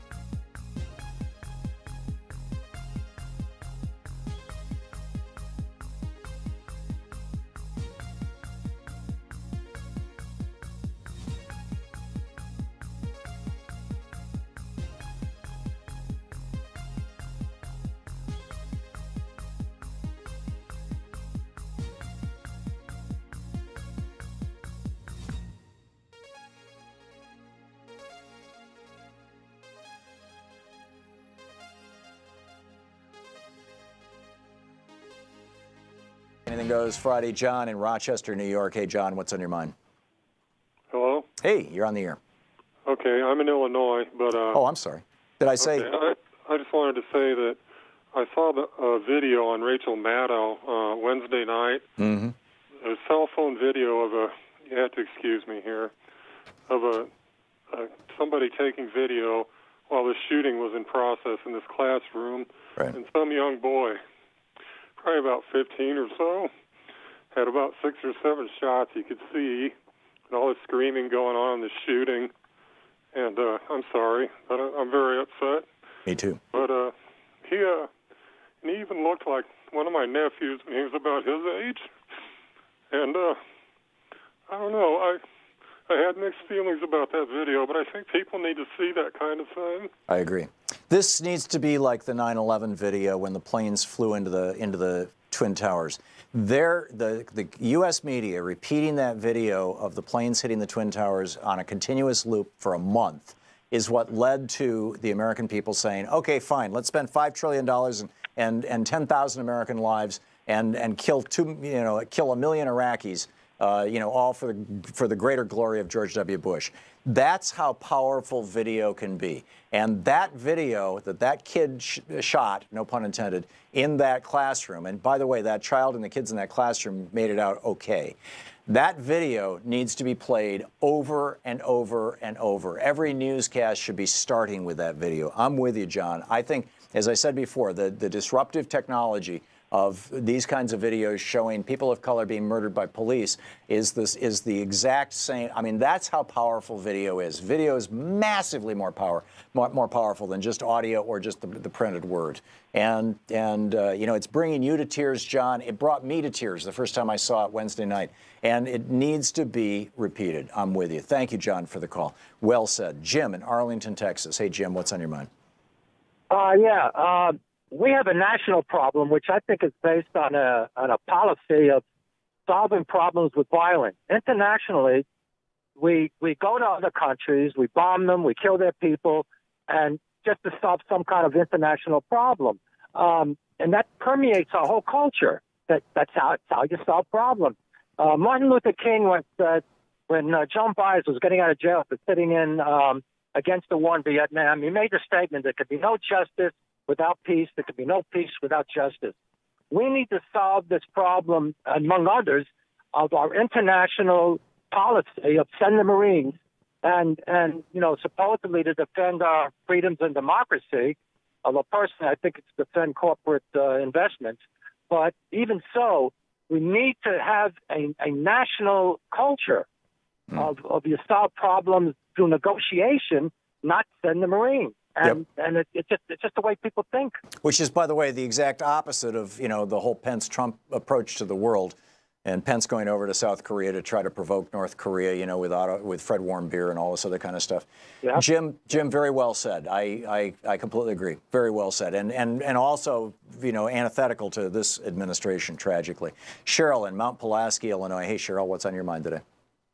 I like to change gears a little bit because I'm concerned about the fact that you keep seeing the approval rate of the tax cut keep going up and up. And if we want to take back the House, we want to take back the Senate, we have to stop that by the Koch brothers have put $10 million into television advertising to promote the tax cut as a wonderful thing. And it's working. Yeah. And it's working. Of course. And here's the thing. The thing about it is I think all they need to do is put a cartoon on, because that's what people will look at. They're tired of looking at the others. And show a mother with her 3 children with their backpacks. And when they get up from the breakfast thing in the morning and she says, have a great day, take and put a little rock and pebble saying how much money that is for that day that they've loaded that debt onto these children. And watch their backpack get bigger and bigger and bigger. And by the time they're 20 years old, they're dragging it like they're mules. And what the millionaires go by in their Mercedeses with buckets of cash in the back and say on there, these people got 84% of the tax fee, and these children will pay for it. And it has to be graphic. It can't be just, little words talking, because they will watch that with the little children and the backpacks and all that. I do believe that's a visual that they will hold. Yeah. I may be wrong.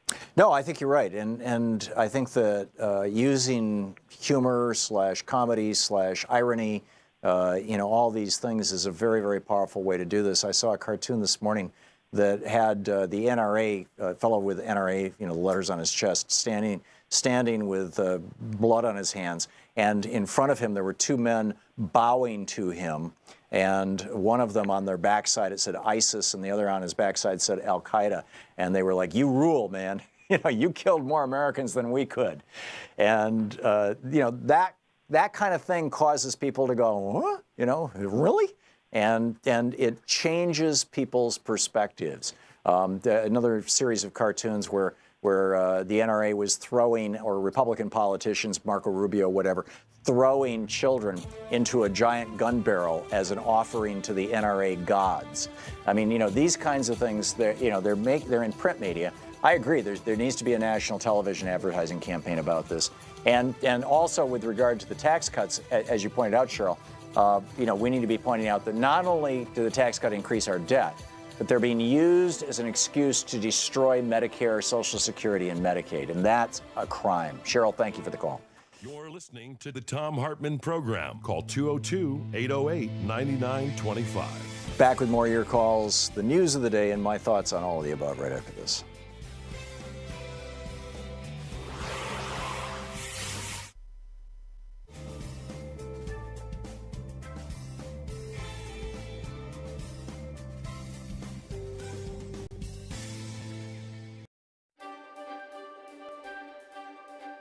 It's the Thom Hartmann University Book Club. Today we're reading from Naomi Klein's brilliant new book, This Changes Everything. This from the introduction.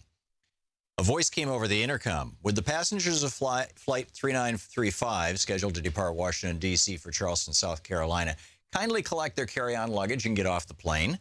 They went down the stairs and gathered on the hot tarmac. Then they saw something unusual. The wheels of the U.S. Airways jet had sunk into the black pavement as if it was wet cement. The wheels were lodged so deep, in fact, that the truck that came to tow the plane away couldn't pry out loose.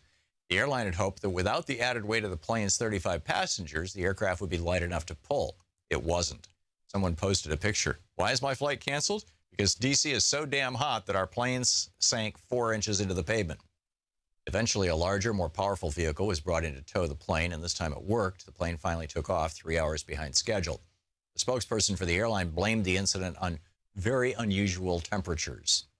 The temperatures in the summer of 2012 were indeed unusually hot, as they were the year before and the year before, and it's no mystery why this has been happening. The profligate burning of fossil fuels, the very thing that U.S. Airways was bound and determined to do, despite the inconvenience presented by a melting tarmac. This irony, the fact that the burning of fossil fuels is so radically changing our climate that it's getting in the way of our capacity to burn fossil fuels, did not stop the passengers of Flight 3935 from re-embarking and continuing their journeys. Nor was climate change mentioned in any of the major news coverage of the incident. I'm in no position to judge these passengers. All of us who live high consumer lifestyles, wherever we may happen to reside, are metaphorically passengers on Flight 3935.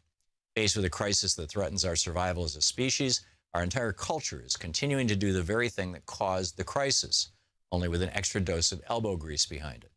Like the airline bringing in a truck with a more powerful engine to tow that plane, the global economy is upping the ante from conventional sources of fossil fuels to even dirtier and more dangerous versions. Bitumen from the Alberta tar sands, oil from deepwater drilling, gas from hydraulic fracking, coal from detonated mountains, and so on. Meanwhile, each supercharged natural disaster produces new irony-laden snapshots of a climate increasingly inhospitable to the very industries most responsible for its warming, like the 2013 historic floods in Calgary that forced the head offices of the oil companies mining the Alberta tar sands to go dark and send their employees home, while a train carrying flammable petroleum products teetered on the edge of a disintegrating rail bridge. Or the drought that hit the Mississippi River 1 year earlier, pushing water levels so low that barges loaded with coal and oil were unable to move for days while they waited for the Army Corps of Engineers to dredge a channel. They had to appropriate funds allocated to rebuild from the previous year's historic flooding along the same waterway. Or the coal-fired power plants in other parts of the country that were temporarily shut down because the waterways that they draw into cooler machinery were either too hot or too dry, or in some cases, both. Living with this kind of cognitive dissonance is simply part of being alive in this jarring moment of history, when a crisis that we have been studiously ignoring is hitting us in the face. And yet we're doubling down on the stuff that caused the crisis in the first place. I denied climate change for longer than I care to admit. I knew it was happening, sure, and not like Donald Trump and the Tea Party years going on about how the continued existence of winter proves it's all a hoax. But I stayed pretty hazy on the details and only skimmed most of the news stories, especially the really scary ones. I told myself the science was too complicated and that the environmentalists, they're dealing with it. And I continue to behave as if there was nothing wrong with the shiny card in my wallet attesting to my elite frequent flyer status. A great many of us engage in this kind of climate change denial. We look for a split second and then we look away. Or we look but then turn it into a joke. More signs of the apocalypse, which is another way of looking away. Or we look but tell ourselves comforting stories about how humans are clever and will come up with a technological miracle that will safely suck the carbon out of the skies or magically turn down the heat of the sun, which I was to discover while researching this book is yet another way of looking away. Or we try to look, we look but try to be hyper-rational about it. Dollar for dollar, it's more efficient to focus on economic development than climate change, since wealth is the best protection from climate extremes, weather extremes. As if having a few more dollars will make much difference when your city is underwater, which is a way of looking away if you happen to be a policy wonk. Or we look but tell ourselves we're too busy to care about something so distant and abstract, even though we saw the water in the subways in New York City and the people on the rooftops in New Orleans, and know that no one is safe, the most vulnerable least of all. And though perfectly understandable, this too is a way of looking away. Or we look but tell ourselves that all we can do is focus on ourselves, meditate and shop at farmers markets and stop driving, but forget trying to actually change the systems that are making the crisis inevitable, because that's too much bad energy and it'll never work. And at first it may appear as if we are looking, because many of these lifestyle changes are indeed part of the solution, but we still have one eye tightly shut. Or maybe we look, really look, but then inevitably we seem to forget. Remember and then forget again. Climate change is like that. It's hard to keep in your head for very long. We engage in this odd form of on-again, off-again ecological amnesia for perfectly rational reasons. We deny it because we fear that letting in the full reality of this crisis will change everything. and we are right. And the book is This Changes Everything by Naomi Klein.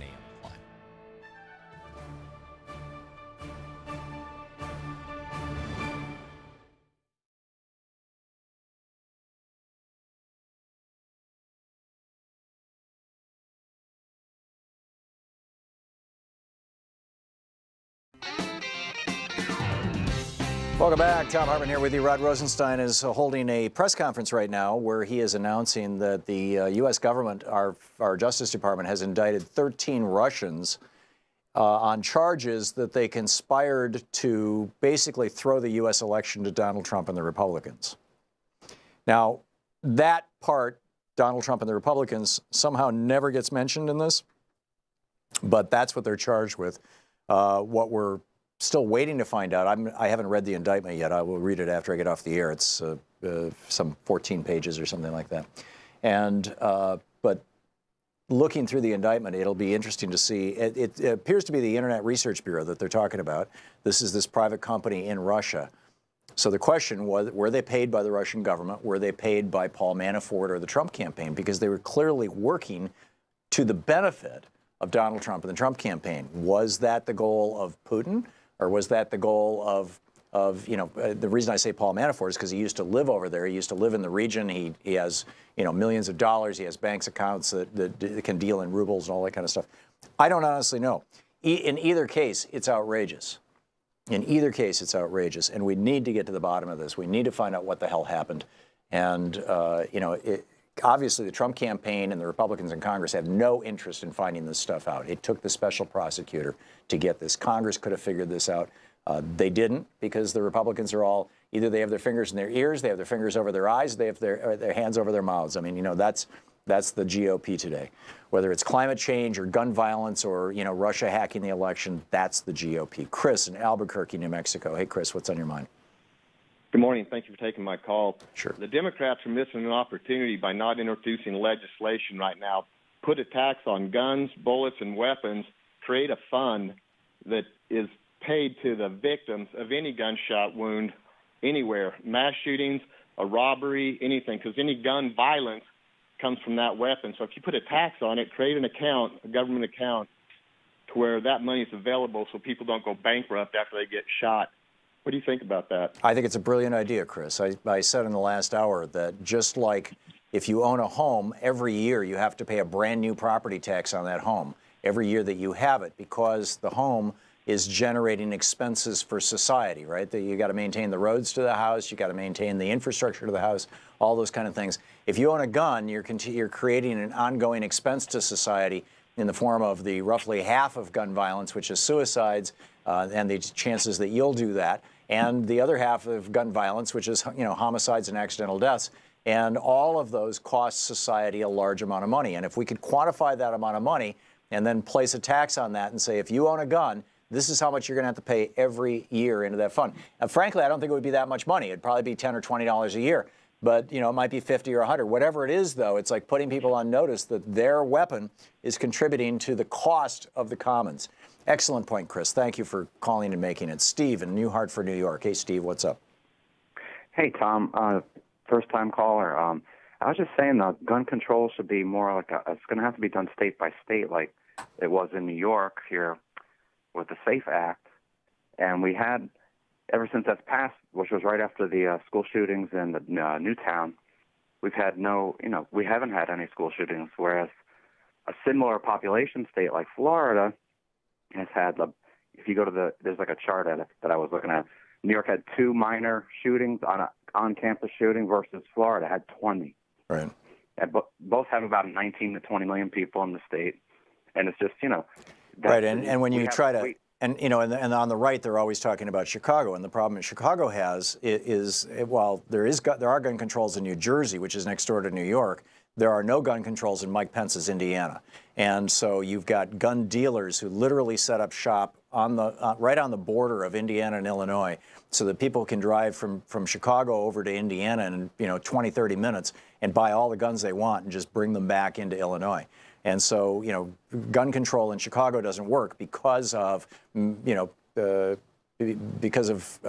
Pence's Indiana, very simply.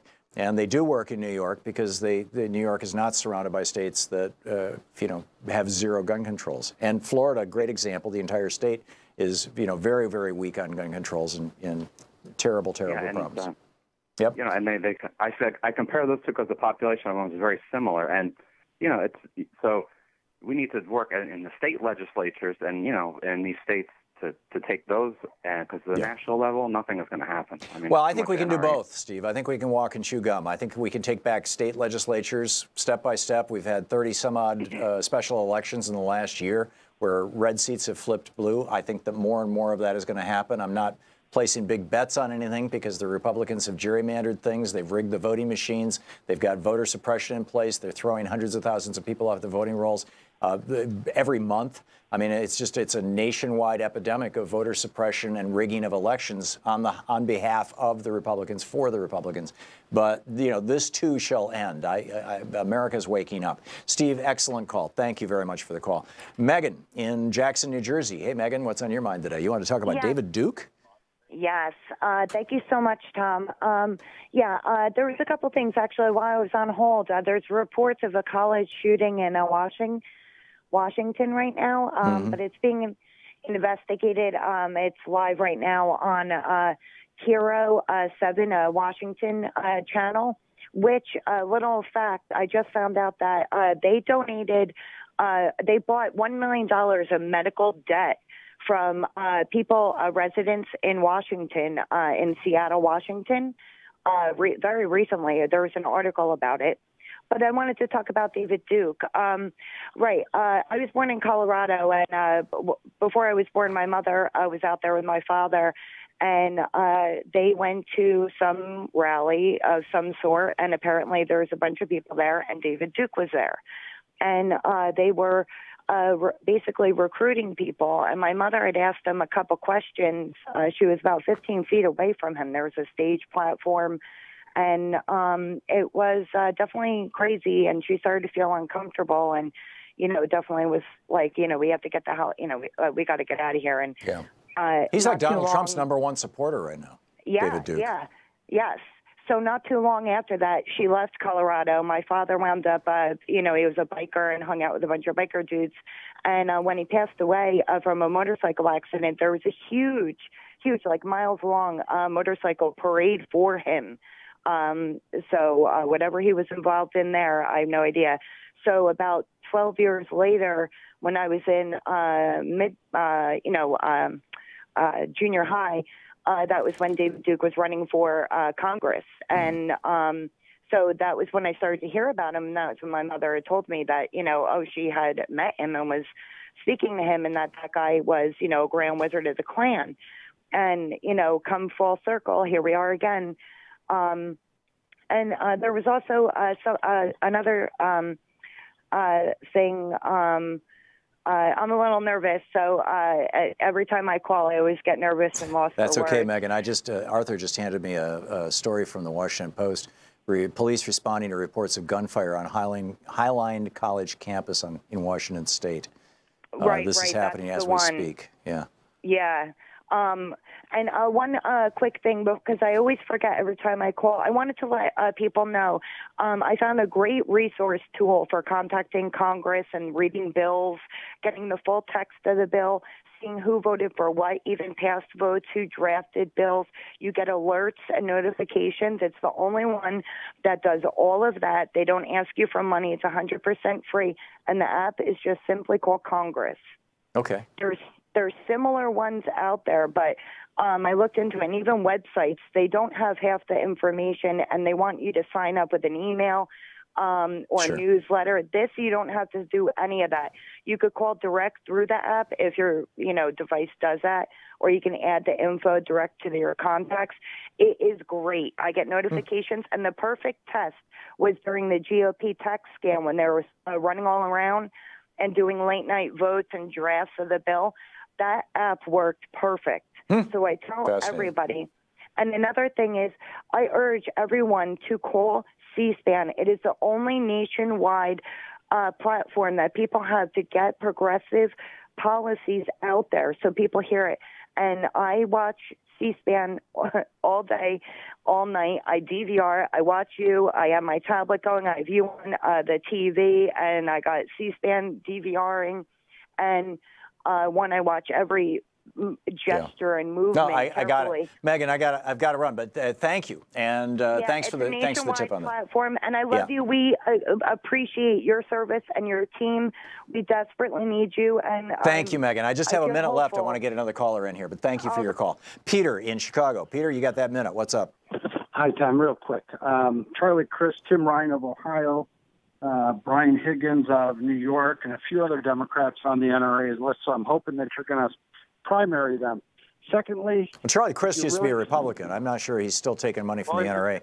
Tim Ryan surprises me. The article was written 2 days ago. So, okay. in Washington Post by Aaron Williams. Yeah. Secondly, you're wrong on several counts, and if you'll let me get a minute here, the weapons ban that you talk about, that wasn't a weapons ban. The ban was on importation of those weapons into the country. That's it. So for you to say it worked because we banned them, that's not right. If you really want to solve this problem, it's not the gun. The Democrats always run to the gun. You exploit these kids. It is the gun, Peter. These guns, they cut through people like knives through butter. It's the guns. But Tom, No, I'm not buying it, Peter. Don't even try. Don't even try to sell that BS to me. It's the guns. And we need to just acknowledge that. We need to recognize that. These are weapons designed to kill people. And we shouldn't be surprised when, gee, they increase the lethality, the horrible ability to kill people of some deranged idiot. We'll be back. You're listening to Thom Hartmann. Visit ThomHartmann.com for audio and video archives. We'll be back. We're going to check in with Talk Media News in a minute and then back with your calls right after that.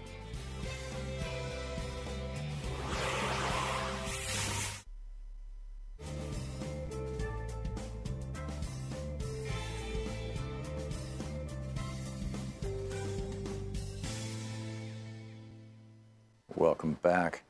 Joe in Upper Black Eddy, Pennsylvania. Hey, Joe, thanks for watching Free Speech TV. What's on your mind today? My pleasure. Talking about antiquated parts of the Constitution, it's not in the Constitution, but it's sort of a consideration that our ex-presidents have about not, making criticisms of the sitting president. I think we should abandon that principle. I mean, this guy is such an idiot that Obama, Bush, Carter, Clinton have the right to band together or separately. There should be a movement to encourage them, to shame them, to speak up. Exactly what you're saying. Ban these guns. It's stupid. I'm with you. I have guns. I have hunters around me. Bless them. But they're rational people. I think it's time the 4 presidents living should get on this guy's butt and straighten it and encourage. That's the biggest bully pulpit there is. Unfortunately, Tom, I'm sorry, you don't have the voice and the power to get them going. But I think the people do, and with the presidents who do, they have a lot of fans. We can get something done. Yeah, Joe, as a gun owner, a question for you. I have fired fully automatic weapons on rifle ranges where it's legal to do so, in Georgia anyway. And my brother owns several semi-automatic pistols, which I have, and I've rented a lot of them over the years in gun ranges. That's okay. We'll take care of him too. Yeah. Well, that's my question. And the more I think about it, back when I was a kid, it was bolt action 22s, 22 long rifles and things like that, and shotguns for hunting, and pistols were. I mean, even police carried revolvers. A double action gun. Can you think of any, other than that they're fun to shoot, and they are, I mean, we just have to acknowledge that, can you think of any reason why semi-automatic pistols or rifles or, any reason why semi-automatic weapons should be in the hands of civilians? No way. And also, without giving you too many boring details, I'm a film composer. I'm into sound. No one talks about the destructive, the invasive sound of these people. Okay? What I do, I suggest your friends do this. When I hear somebody target practice, I give them an hour or two because I understand that. After that, I hit the horn, the burglar alarm, because I'm fighting sound with sound. If they can invade my sound environment with that noise, I could give them a little touch of, a car alarm. You've got a shooting range near you? No, I have some Well, I do actually, yes. Yeah. And there's also quite a few, guys who just go out in the back. The other two things that are not publicized that really should be, that I didn't know until I started shooting, was that number one, people who shoot a lot have much higher levels of lead in their bloodstream because the hearing loss. Right, the lead off the bullets. And number two, they lose hearing. Exactly. That's right. And it's like when the tobacco campaign, the anti-tobacco campaign back in the 90s, figured out that telling people that tobacco causes bad breath was more effective at causing them to quit smoking than it kills you. Pointing out that you're going to get lead poisoning from shooting your gun. Look at your hands after you've fired a couple of guns. They're coated with a combination of black powder from the smoke and lead, and you can test it with a lead kit. You can buy these detection kits for $15 on Amazon, and you are getting lead poisoning when you shoot. That's right. By the way, deer also has cholesterol. There you go. Joe, thanks for the call. Good to hear from you. We'll be right back.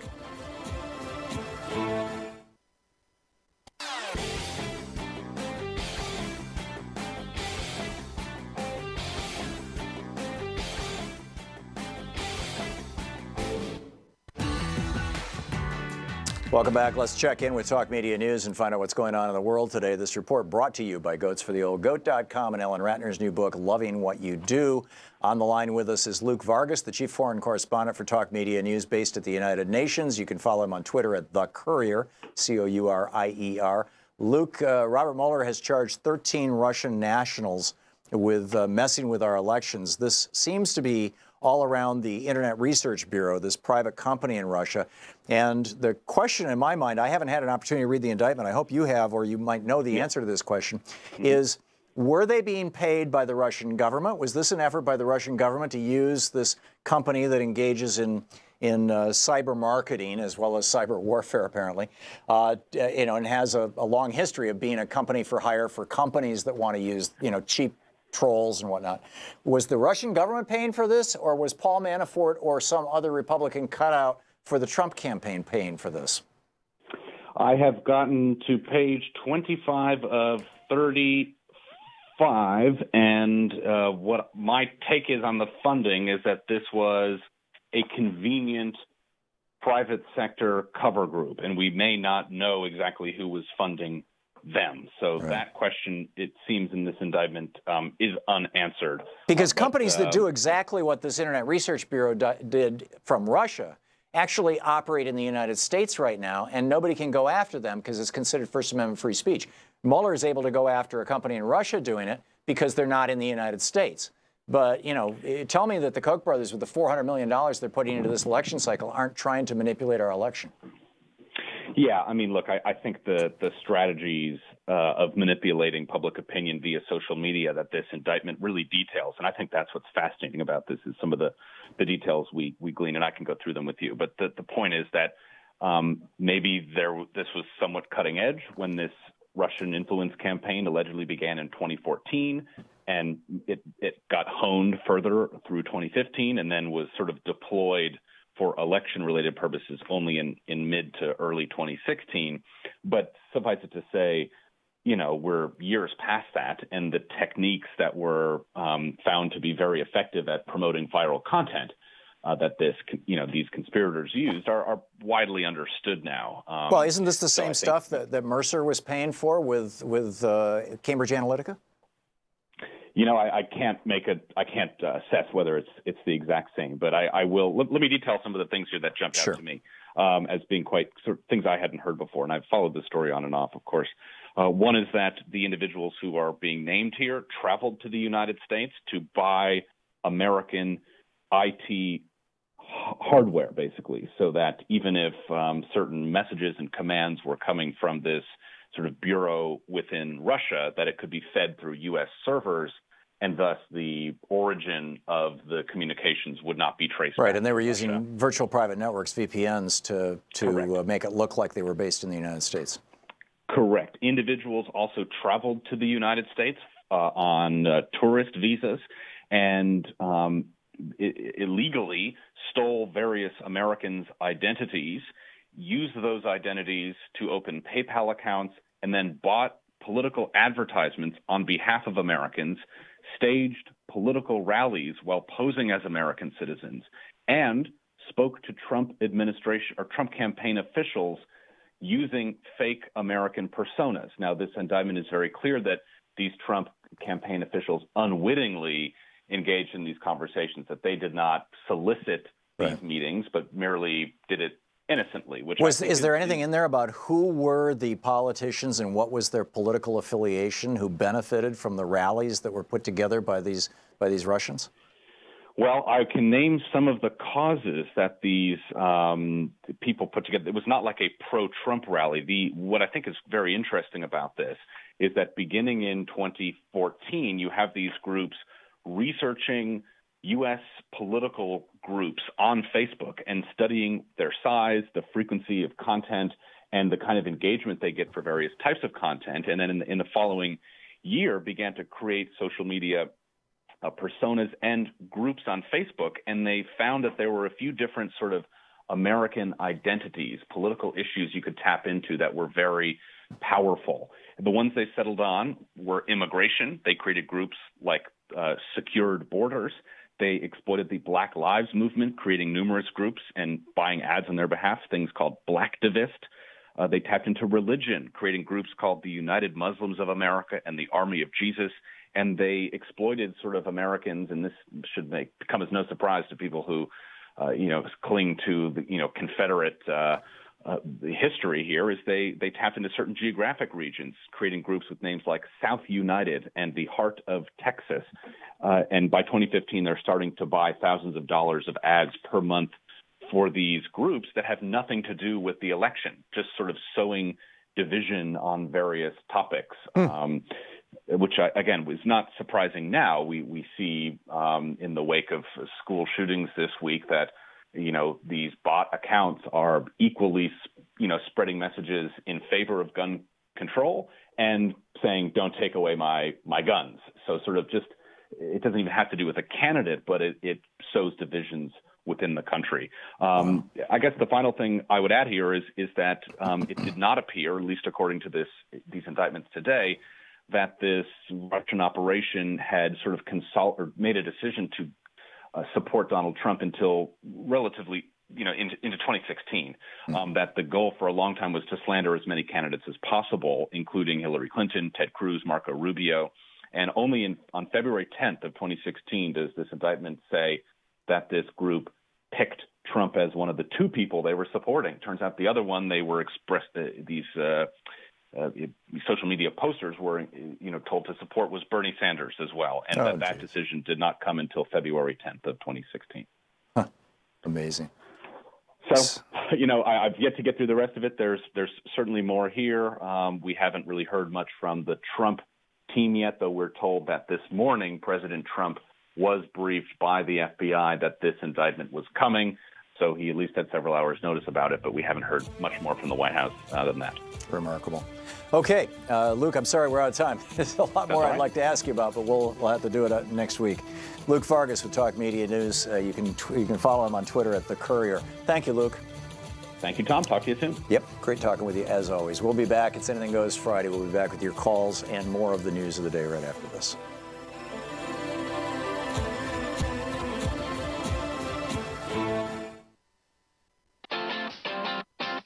You're listening to Thom Hartmann.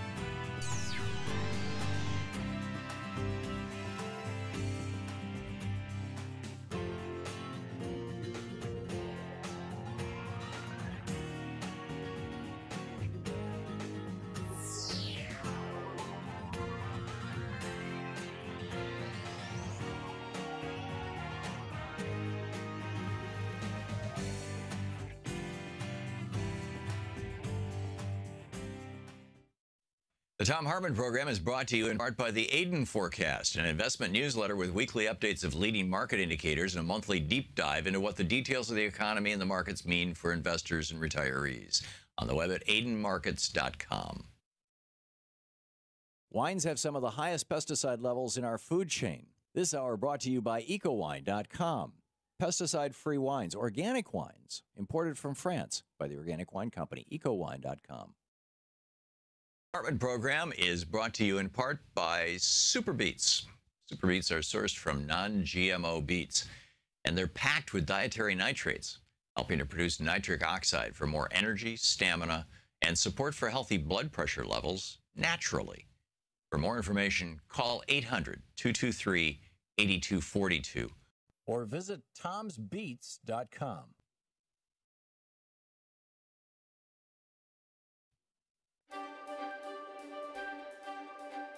It's the Thom Hartmann University Book Club. Today we're reading from Naomi Klein's brilliant new book, This Changes Everything. This from the introduction. A voice came over the intercom. Would the passengers of Flight 3935, scheduled to depart Washington, D.C. for Charleston, South Carolina, kindly collect their carry-on luggage and get off the plane? They went down the stairs and gathered on the hot tarmac.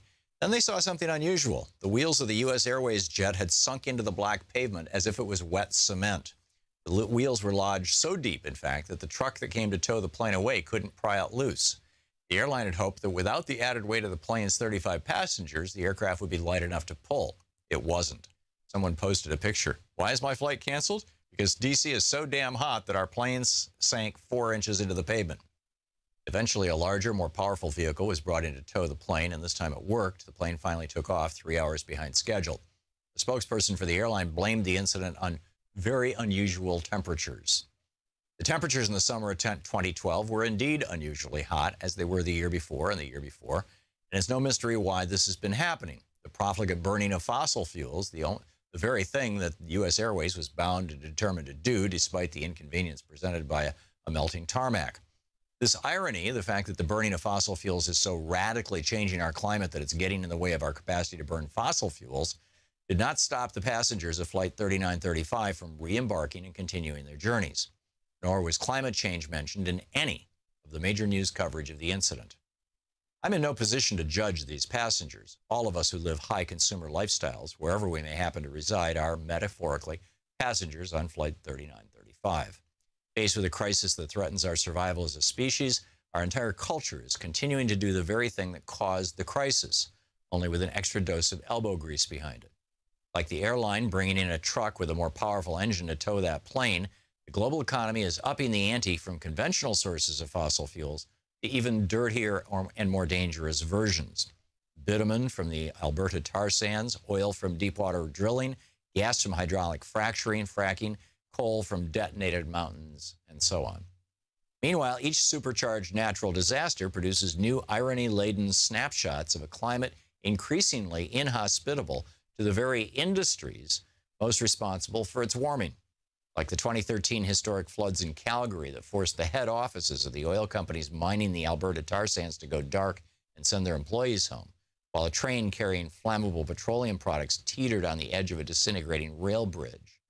Or the drought that hit the Mississippi River 1 year earlier, pushing water levels so low that barges loaded with coal and oil were unable to move for days while they waited for the Army Corps of Engineers to dredge a channel.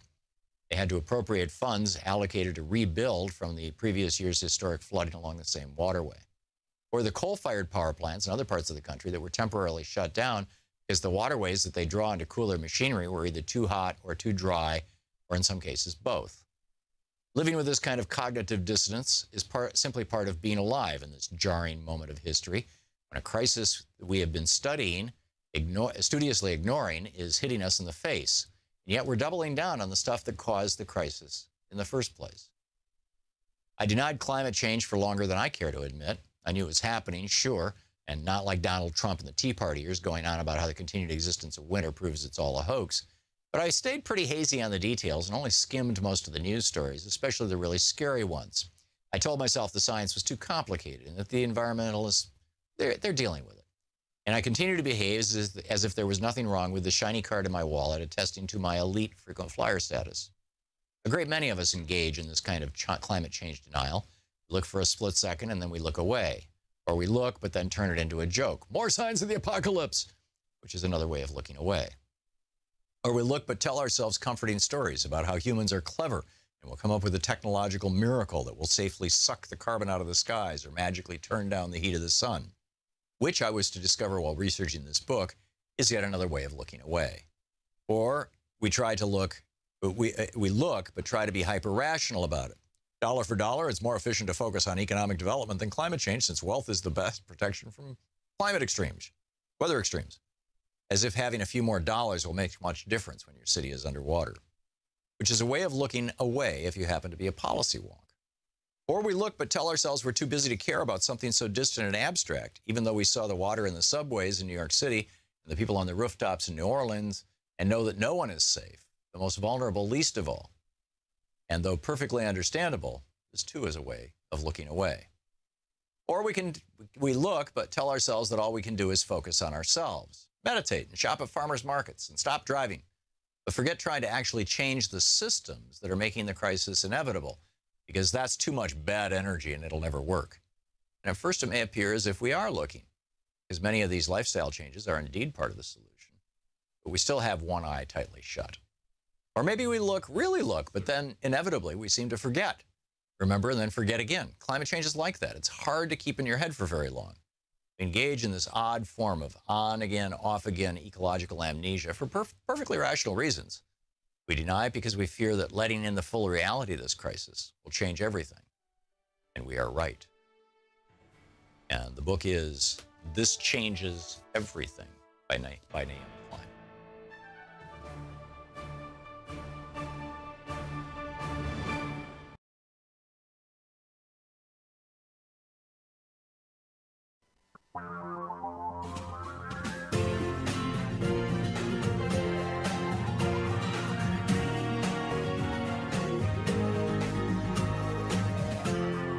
This is the Thom Hartmann Program.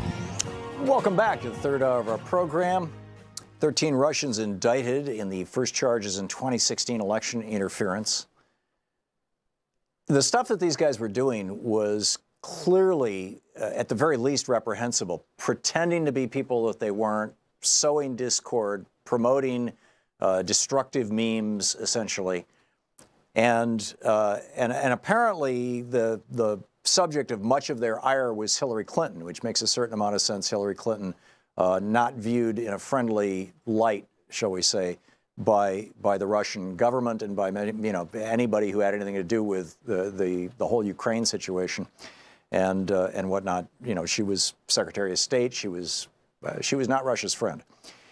And so but the larger question here, I think, is it's apparently illegal to do these things if you're not a U.S. citizen, if you're not in the United States.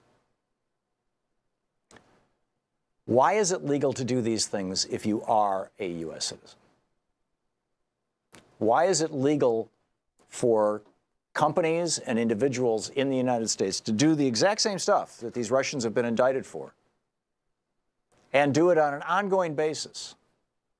A couple of times a day, literally, reading my Twitter feed, I will see some outrageous statement made by somebody, and typically a divisive and outrageous isn't even the right word, but just something that just kind of sets off the flags in my head, going, huh?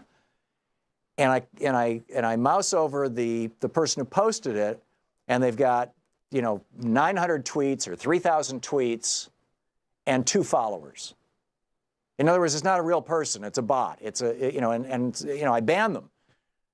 But they're popping up at the rate of a few hundred a year, several a day. And most of them aren't Russian bots. They're American bots. And so, we have a serious problem here.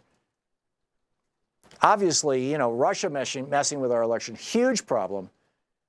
But is the NRA messing with our elections? I mean, who is hiring these trolls here in the United States?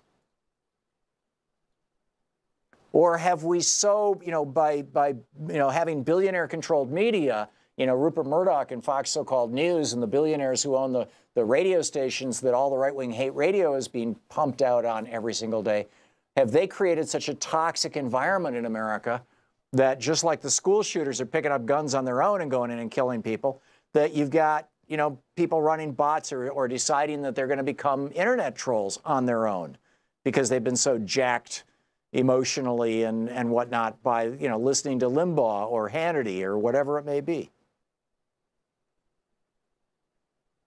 We actually started passing some really good legislation in 73, 74, and 75 in the you know, the aftermath of the Nixon scandals that limited the amount of money that could be put into government, that limited the ability of rich people and corporations to buy public officials, and that limited the ability of Americans to engage in what you might call dirty tricks, the stuff that Nixon was up to, in deceptive electioneering. And the U.S. Supreme Court struck it all down in 1976 in a 5-4 decision in Buckley versus Vallejo. The U.S. Supreme Court said no.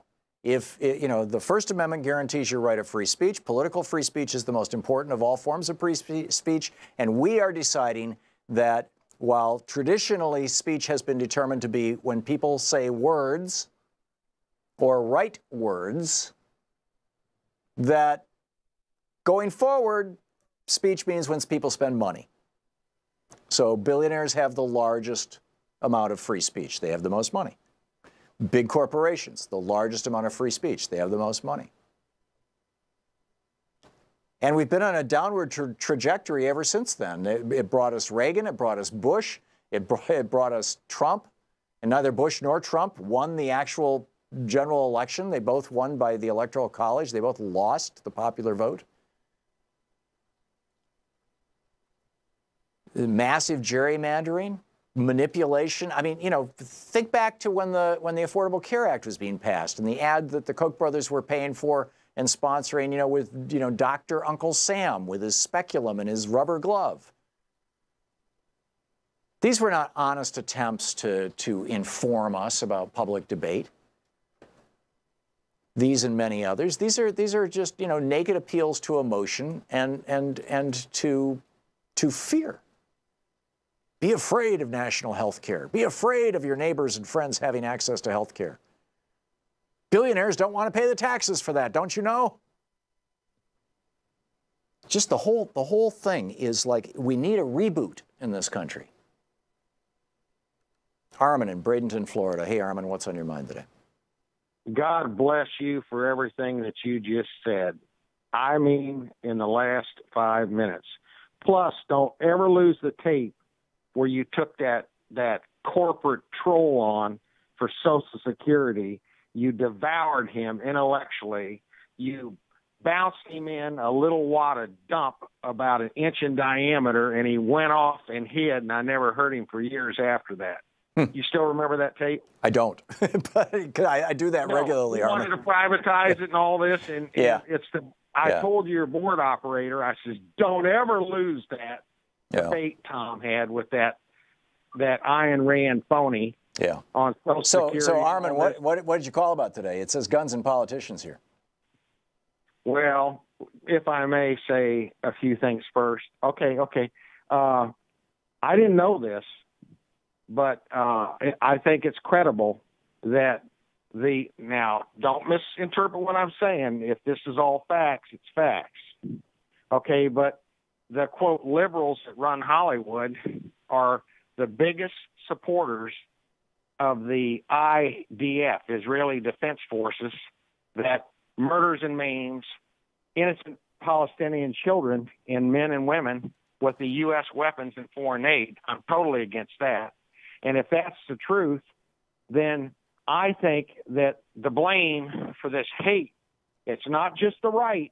I agree with what you're saying about the right and the AM radio and their power that they have to very narrowly brainwash the people and get them really emotional and prone to jump emotionally and make stupid decisions with guns and other things as far as our culture goes. Yes, there's some truth there, but I also think that Hollywood, with all the hate, all the desensitization, of hate, murder, violent video games and everything. I think that they do it. Now, listen, you can think I'm paranoid or whatever. No, I think that you're echoing, right-wing anti-Semitic, all those Jews in Hollywood stuff, and I'm not having it, Armin. Thanks for the call, Jason in San Diego. Hey, Jason, what's up? Hey, Tom. I think that it's about time we start calling the GOP and the NRA what they are, and they're accomplices in these shootings. They're making it possible for these shootings to happen. They aid and abet these crimes. And so I have an idea for a political commercial here. I think we should have President Trump and Paul Ryan standing out in front of the gates of a school. As the students stream in, they hand an assault rifle to the shooter.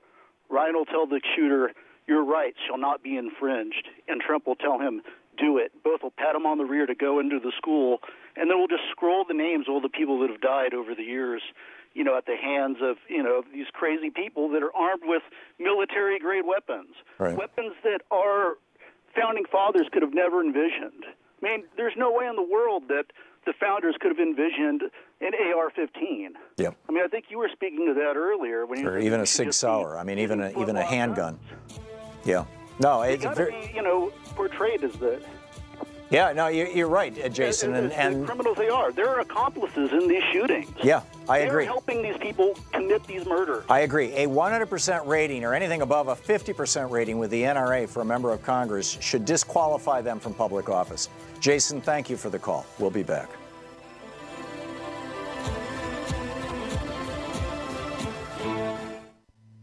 This is the Thom Hartmann Program. Back with more of your calls on Anything Goes Friday right after this.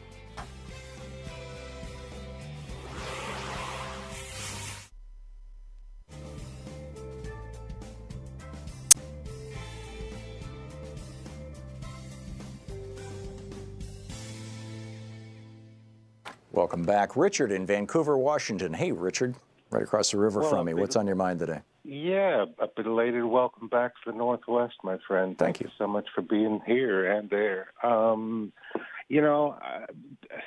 We're so done with living in NRA nation. I propose legislation, whether it be commerce legislation or an amendment to the Second Amendment, that any person wanting to own and hold more than a hunting rifle, a hunting shotgun, and a target pistol must be an active and regulated member of a regulated militia, that is the National Guard. Well, that was the position, essentially. I mean, not quite that extreme, but it wasn't until the Heller decision by the Supreme Court, which completely twisted the meaning and the history of the Second Amendment, that the Supreme Court recognized a so-called individual right to own guns. And, I think that your suggestion is an entirely rational one, and it completely comports with the intention of the founders. Although the founders from the southern states were also looking to protect their slave patrols. I mean, that in part was why the Second Amendment was passed, as I have written about, and you can easily Google. But, yeah. I'm sorry. Go ahead. There's one thing that might be a good subject for a book historically. You and I remember the armory system, the National Guard Armory. Mm-hmm. When did that end? Why did that end? Why aren't these weapons of... I think the National Guard still has armories. Yeah, most of them are being converted to community theaters and community centers across the nation. I think it's time we reestablish the armory system and put all these weapons of war behind these concrete and steel bars. Yeah, fascinating. There's one other thing, if I may. Sure. I have a dear friend locally who started a Facebook event to do a national walkout of public schools on Thursday, March the 1st. I would love to see people in your audience set their own Facebook events for Thursday, March 1st, a national school walkout to demonstrate to our legislators that we are serious about this. Do you know if any national groups have endorsed this yet, Richard?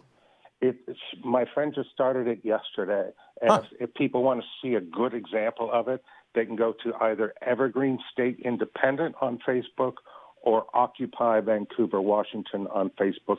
I've shared it to both spaces. Okay. Occupy Vancouver, Washington, or what was the other one? Evergreen State Independent. Okay.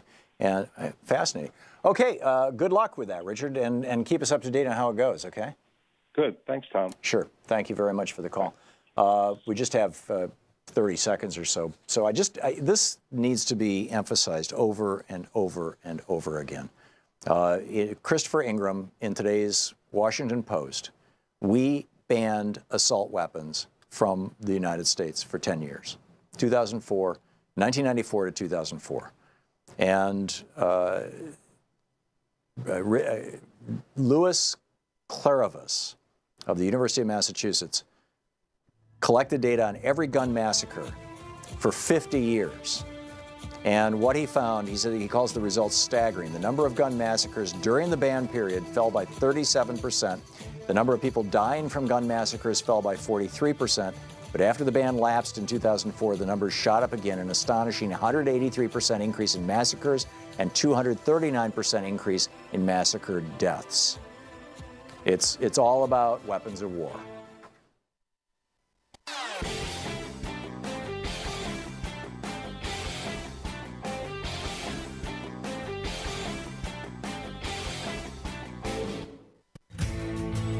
So yesterday we put a poll up on YouTube. Does the NRA and Congress hold any responsibility for the school deaths?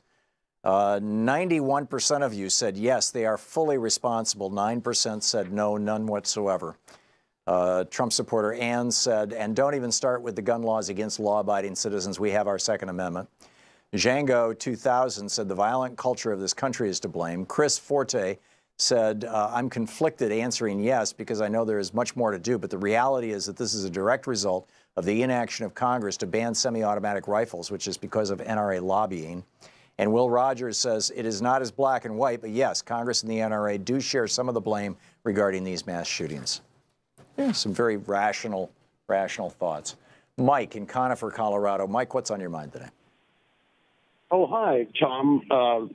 I'm an old paramedic with about a 25% hearing loss from sirens, so give me a little bit of leeway here because I have to go back and forth with my phone. Sure.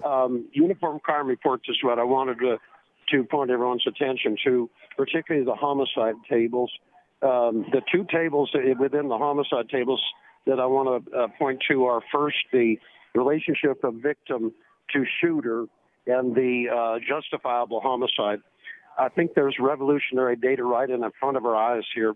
There's only 200, and this has been very stable over 10 years, justifiable homicides by gun in the United States each year. 200 out of, 10,000 homicides, gun homicides each year? Yeah, roughly. 33,000 deaths, about half of them suicides, small fraction of them accidents. So, yeah, probably around 10,000.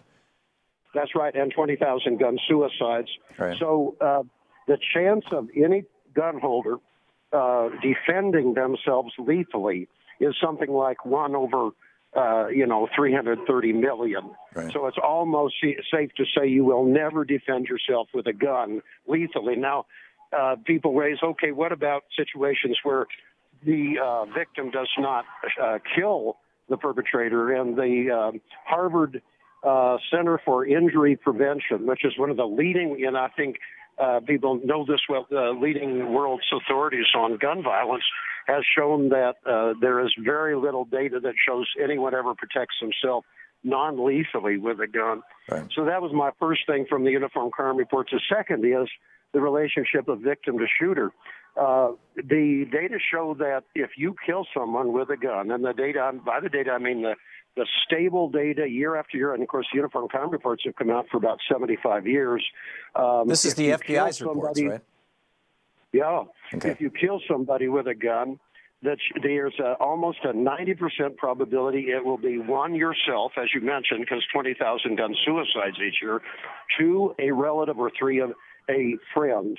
It is only about a 10% chance it will be someone you don't know, and that doesn't necessarily mean they're a victim. So I think those are very important data when people talk about guns. They're basically useless. Well, they're instruments of death. Guns are designed to kill things. Hunting guns to kill animals, revolvers and weapons of war to kill people. They are designed to kill, and they're very, very efficient at it. And so, yeah, these people who say, There's some right-wing talk show host, Tommy Lahren or whatever her name is, apparently tweeted yesterday, this isn't about the guns. Yes, it's all entirely about the guns. And very well said, Mike. Thank you for adding that to our discussion. That's useful information. Susan in Navarre, Florida. Hey, Susan, you are a nurse. You wanted to talk about mental health issues? Yes, Tom. I just plugged in my phone. It might go dead. I've been a nurse for 37 years, and I'm a nurse in Florida.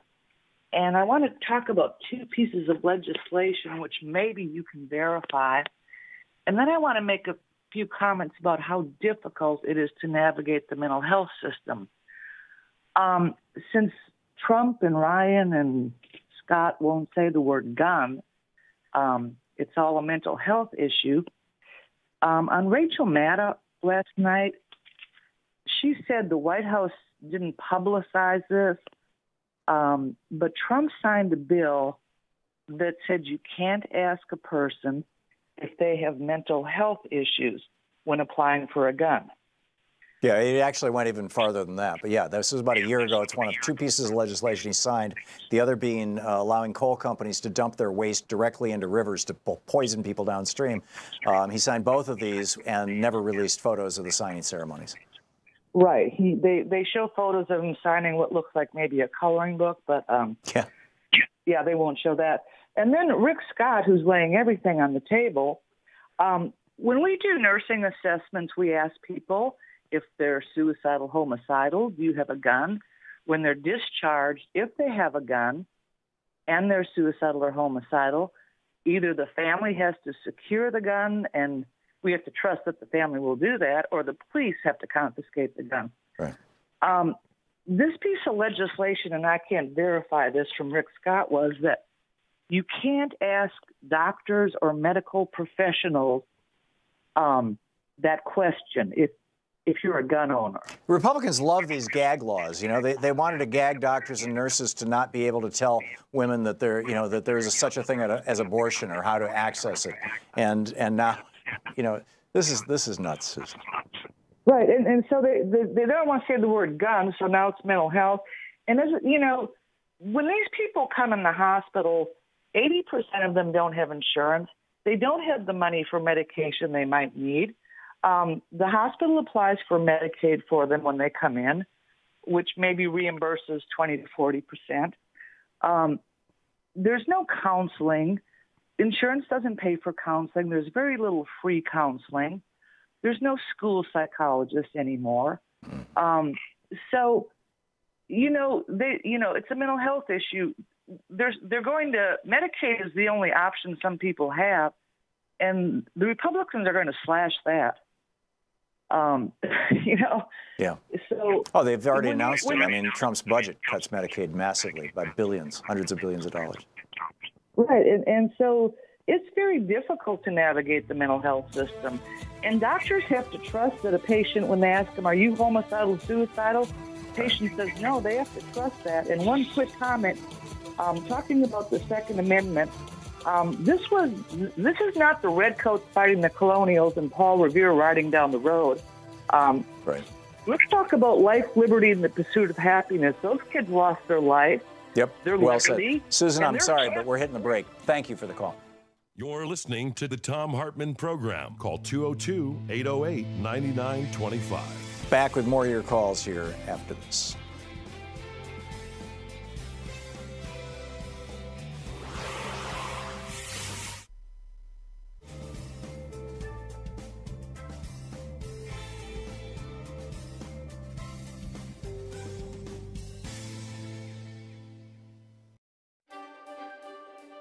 And welcome back to our Thom Hartmann University Book Club. Today we're reading from Devil's Bargain by Joshua Green, the subtitle Steve Bannon, Donald Trump, and the Storming of the Presidency.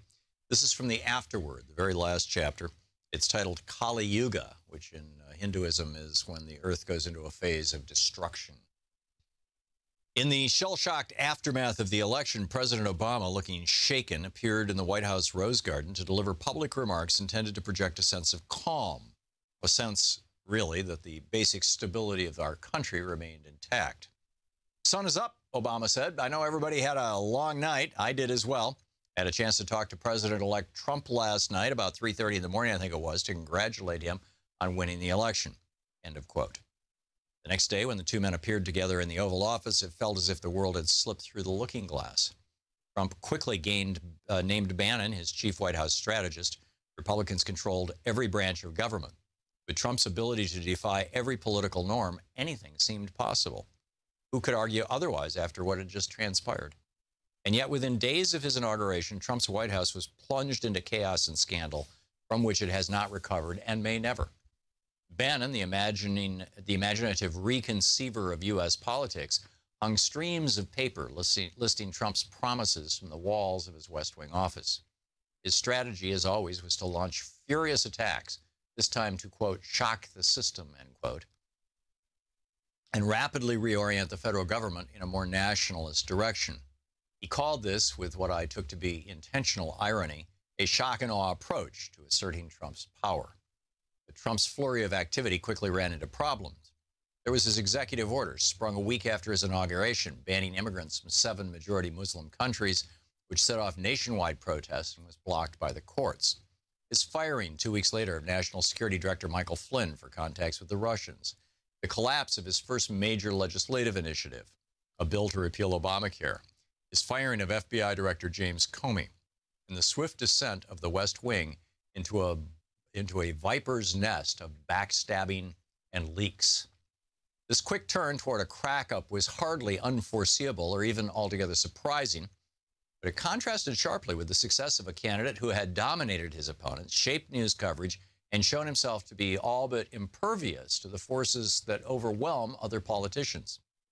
Bannon, whose wild gambits in the campaign had invariably paid off, seemed to run out of magic tricks when Hillary Clinton was no longer a target. The government wasn't as malleable to Trump and Bannon's aggressions as the Republican Party and the cable news channels had been, and they found themselves consistently thwarted and undermined by the courts, by right-wing hardliners in Congress, by their own inexperience and Trump's errant tweets, and by the bureaucracy they were now overseeing. The crises these failures precipitated in the White House cost Bannon much of his influence and soon threatened Trump's presidency. While still early in his term, the possibilities that Trump's most ardent supporters once imagined for his presidency already seem to be mostly foreclosed. I think there are 3 main reasons why Trump's administration has so quickly fallen into disorder and confusion. Number 1, Trump thought being president was about asserting dominance. Just after he'd locked up the GOP nominations, Trump said something to me that crystallized his view of politics and explains, to my mind, much of his subsequent difficulties. Quote, "I deal with people that are very extraordinarily talented people," he told me. "I deal with Steve Wynn. I deal with Carl Icahn. I deal with killers that blow these politicians away. It's not even the same category. This," he meant politics, "this is a category that's like 19 levels lower. You understand what I'm saying? Brilliant killers." Trump was equating politics with business and the presidency with the job of being a big shot CEO, a killer. He filled the upper ranks of his administration with people of a similar mindset. Gary Cohn, Wilbur Ross, Steve Bannon, aggressive, domineering men accustomed to getting their way by dint of their position. None had government experience, nor did many others in the West Wing. So none anticipated the problems this approach to governing would cause. Trump's self-conception as the all-powerful apprentice boss blinded him to a fundamental truth of the modern presidency, that the president needs Congress more than the Congress needs the president.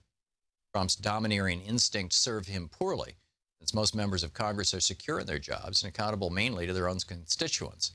And it backfired disastrously when Trump fired Comey after he refused to submit to a pledge of loyalty to his boss. Number 2, Trump ran against the Republican Party, Wall Street, and Paul Ryan, but then took up their agenda. Populists often struggle to govern, but Trump scarcely attempted to lead the populist revolution that he promised. In May, he told me he would transform the Republican Party into a workers' party. But while he kept voicing populist shibboleths, the legislative agenda he took up was the standard conservative fare pushed by Paul Ryan. During the GOP primary, Trump has shrewdly sensed its weak point, Ryan's desire to finance tax cuts for the rich by cutting programs like Social Security and Medicaid, harmed the party's white blue-collar base. Trump told me he'd made this point to Ryan directly. He said, quote, "There's no way a Republican is going to beat a Democrat when the Republican is saying we're going to cut your Social Security, and the Democrat is saying we're going to keep it and give you more." The book is Devil's Bargain by Joshua Green, Steve Bannon, Donald Trump, and the Storm for the Presidency.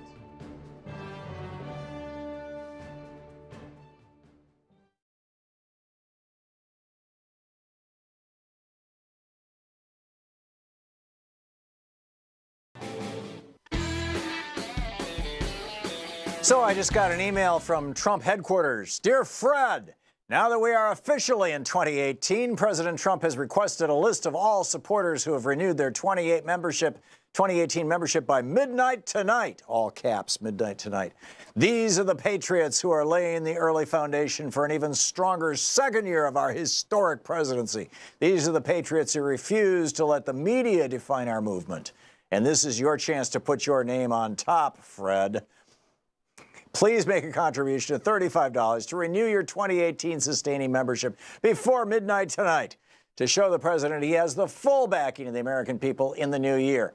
See, their Trump campaign, which is what this is a fundraiser for, is paying the legal bills of Don Jr. and a bunch of, Trump family people in the whole Trump-Russia probe and the, Trump collusion, Trump corruption probe. And so, they're pretty desperate to get money. It continues. We have now entered a critical election year. The media is hoping to claim that 2018 will be a referendum on President Trump. It's up to us to prove them wrong. Let's show them that we are starting off the year stronger than we started this inauguration, his inauguration. America is waking up to the fake news. We're waking up to the lies liberals have been feeding our country for decades. We are still fighting to take our country, and we will not rest. Please renew your 2018 sustaining membership for $35, and let's prove that President Trump has the full backing of the American people. Thanks, Trump headquarters. And then I would add, P.S., we need the money to pay for Don Jr.'s legal bills. Please send cash. Amazing. Richard in Greenville, Michigan, listening on WPRR. Hey, Richard, what's up? Well, hey, I'd just like to say that I love your show. I'm 100% behind you, but I'd like to play devil's advocate for just a minute. Please. Do you remember reading the book, We Thought We Were Free by Milton Mayer? Oh, yeah. Taking that in mind, if the fascists are poised to take this country over, and it looks like they're doing a darn good job of it right now, wouldn't this be a bad time to call for gun control? Isn't that exactly what they planned and hoped for, that they can take us over without even firing a shot? That's exactly what happened in Nazi Germany. No, it's not, Richard. And That's a that is a myth that is spread by the NRA and right-wing trolls in the gun debate. The fact of the matter is, when Adolf Hitler came to power in 1933, he set up gun clubs, shooting clubs all across Germany. He encouraged Germans to own guns. He expanded the number of guns in circulation. The only laws against guns that were passed during Hitler's time were laws that prevented Jews from owning guns or the opposition, essentially, from owning guns. But that was way after the fact. The reality is that you cannot name a time in the United States, or frankly any developed country, I think, when an armed citizenry has successfully put down an established government, militia, and police department. If you think that having a dozen AR-15s in your basement is going to protect you from the U.S. Army or even from a local SWAT team, you're crazy, Richard. And promoting that idea just promotes the idea that we should have more guns because we should be afraid of our government. It's a twofer for the right-wingers. Number one, it makes government seem evil, and number two, it makes guns seem good. And both of those are lies. I've never been afraid of my government. I was never one of these people that ever thought that we have to worry about. People with guns tried to take on Hitler. It did not work. Taking over. Google the Warsaw fascism that we have to worry about. And isn't the NRA secretly a fascist SA? It depends on your definition of fascism. I define fascism as the takeover of government by big money, by corporations and billionaires. And, it's the broadly, generally accepted. In history, though, Tom, when Hitler took over, there was already an SA movement. Okay, there was a fascist movement growing. Oh, sure. It was gun-activated, oriented. It was paramilitary. And they were volunteers, the brown shirts. They were volunteers. Yes, and we have plenty of them. And what we have, and had Germany had gun control laws that prevented those brown shirts from being armed, I think the outcome might have been quite different. I agree. Unfortunately, the cat's out of the bag. Yeah. Well, you know it's what I out of the mean, bag, and that's but the you know only reason why what Australia has proven to us, Richard, is that you can put that cat back in the bag. They did it successfully. God, you can. I truly do. Yeah. I truly do, Tom, and I hope that, you know, talking about this and talking all sides of this is going to help our cause. Well, let's hope so. Richard, thank you for the call. Michael in Newport Richey, Florida. Hey, Mike, what's up? Hey, Tom. Yeah, I think these Second Amendment fundamentalists, I call them, are basically holding the rest of us, our public safety, hostage. Yeah, I agree. And I think we need to frame it pretty clearly. And this is how I like to see it. They would rather a bulletproof vest be part of the school uniform than to take the assault rifle off the shelves of stores in America. Right, and you know, they used to squeal, oh, schools are gun-free zones. There were 2 armed cops at that school day before yesterday. 2 of them with guns.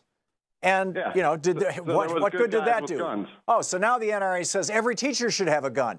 What the hell is going on here? I mean, you're spot on, Mike. This is nuts. Yeah, and the same people that make the bulletproof vests probably make the guns, right? In all probability, if they're not the same people, they're certainly the same industry. Mike, I got to move along, but thank you for your call. Well said, Steve in North Troy, Vermont. Hey, Steve, how's the land of the Northern Lights? Oh, it's snowing up here, Tom. Greetings. Hey, you're a little off on your definition of single action only and double action only revolvers, but I'll let that slide. Please correct me, Steve. I never pretended to be a scholar of this stuff. A double action only revolver means that you pull the trigger, the hammer goes back. You don't have to pull the hammer back. Single action only means you have to pull the hammer back physically, like an old cowboy gun. Okay. So and then automatic is no action? Automatic or semi-automatic? Blowback, semi-autos, yeah, they're either blowback or gas piston fired. But anyways, that's just the old tool. Thank you, Steve. Talking. Thank you for correcting me. Yeah. Anyways, I'm kind of with Susan Sarandon. I think we have to really re-examine what we're doing as a country. And I think, do you remember what Malcolm X said after JFK got killed? He said it was the chickens coming home to roost. Right. For all the murder and mayhem that we've visited on all these countries all over the planet, blowing people up, our military actions, our covert actions, our regime changes. I really think this is karma, Tom. I think it's, I think this is only the beginning of the sorrows.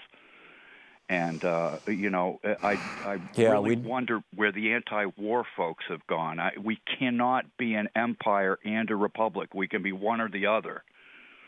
Yeah. And Lincoln said, "We are a good nation. We're a great nation because we're a good nation.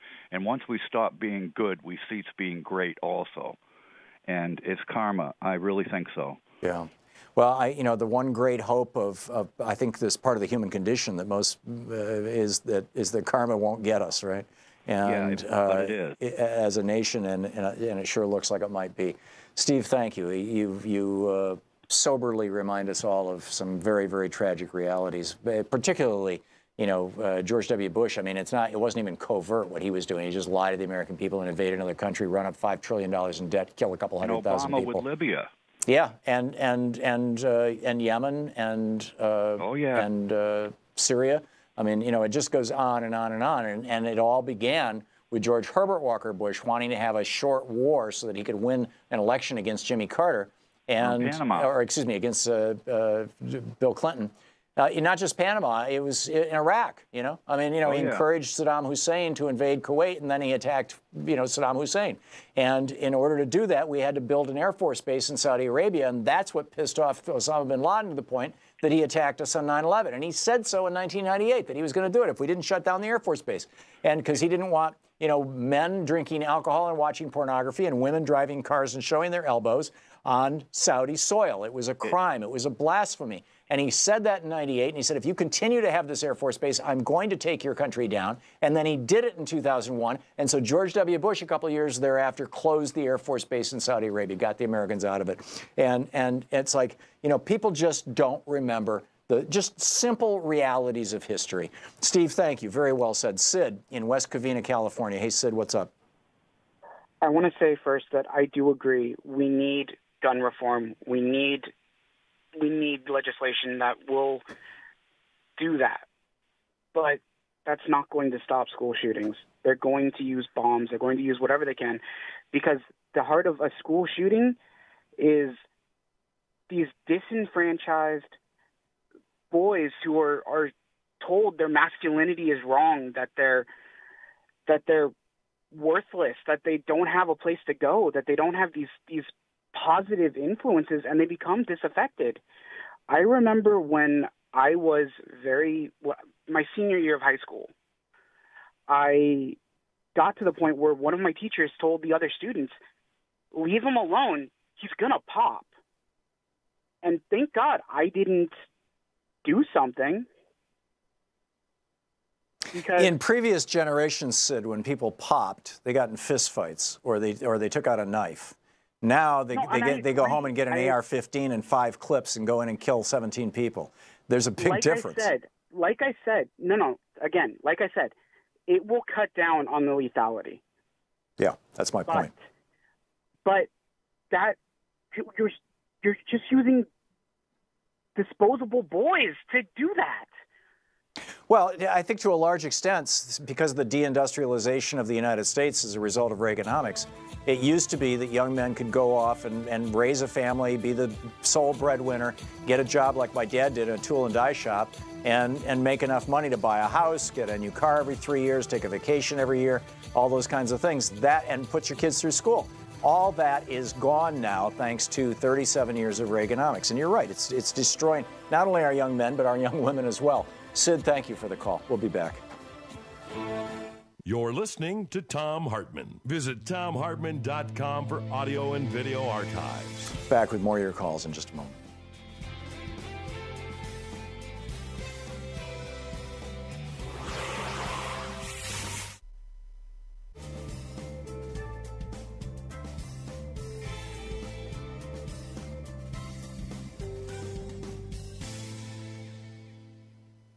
Welcome back. Jim in Los Angeles. Hey, Jim, thanks for watching Free Speech TV. What's up? Hi, Professor Hartmann. Still the smartest man in all media.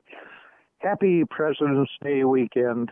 I want to give a shout-out to Bernie. I wish he'd come back once in a while. And all you Brunch with Bernie burners, I heard him lambasting Mulvaney passionately. Yeah, Bernie was on the show just a couple of weeks ago. He does show up from time to time, but he's got bigger fish to fry these days. I mean, frankly, I think he's running for president in 2020 right now. Wonderful, wonderful. Okay, I still the reason all millennials must register Democratic. If you're registered independent, change the registration to Democratic. It is so important. Why? You know, your vote counted, especially in New York, you know, where you have to register a year and a half before. Anyhow, I'm forced to listen to the Fox Nixon News and Rush Republican Hate Radio because, you know, when Mitt Romney bought Clear Channel and took Air America Radio off the air, which, you know, that was my lifeblood. You know, you taught me so much, Tom. I listened to you while I was in a wheelchair, and you and Rachel Maddow and Randy Rhodes. Yeah, there were some good people on Air America. Randy's got her show. Randy's doing a show again now, by the way. She's on the internet, and it's a great show. Wonderful, wonderful. I call Randy the hardest working woman in media. Yeah, she is. But I got to meet my hero, Blaise Pompaine, at the KPFK shindig, and it's a wonderful thing, man. He's the only one, you know, like me. I'm just focused on peace on earth, goodwill to men. There is a possibility for world peace, though Bush blew it up, and it might take a generation for you know, for a possibility of peace, but all millennials if you care about net neutrality, if you care about your life, register Democratic. They register independent. If they register independent in California, you are not registered independent. You are registered with a third party that is run by attorneys. Right, it's called the Independent Party. I got it. Yeah. Yes. But about half our states have closed primaries where you have to register in the party that you want to vote in the primary of, and in those states it's very important to register Democratic so you can participate in the Democratic primaries. In states that have open primaries, it doesn't much matter how you register to vote. You can register as an independent, you can register or unaffiliated, you can register as a Republican or a Democrat. You can still vote in any party's primary. You just have to pick one. And your vote in the general election, your party affiliation is irrelevant. So while I encourage people to vote Democratic and to register Democratic, step one, find out if your state is a closed primary or open primary, if everybody can vote in the primary or only party members. California is a closed primary system, isn't it, Jim? Yes.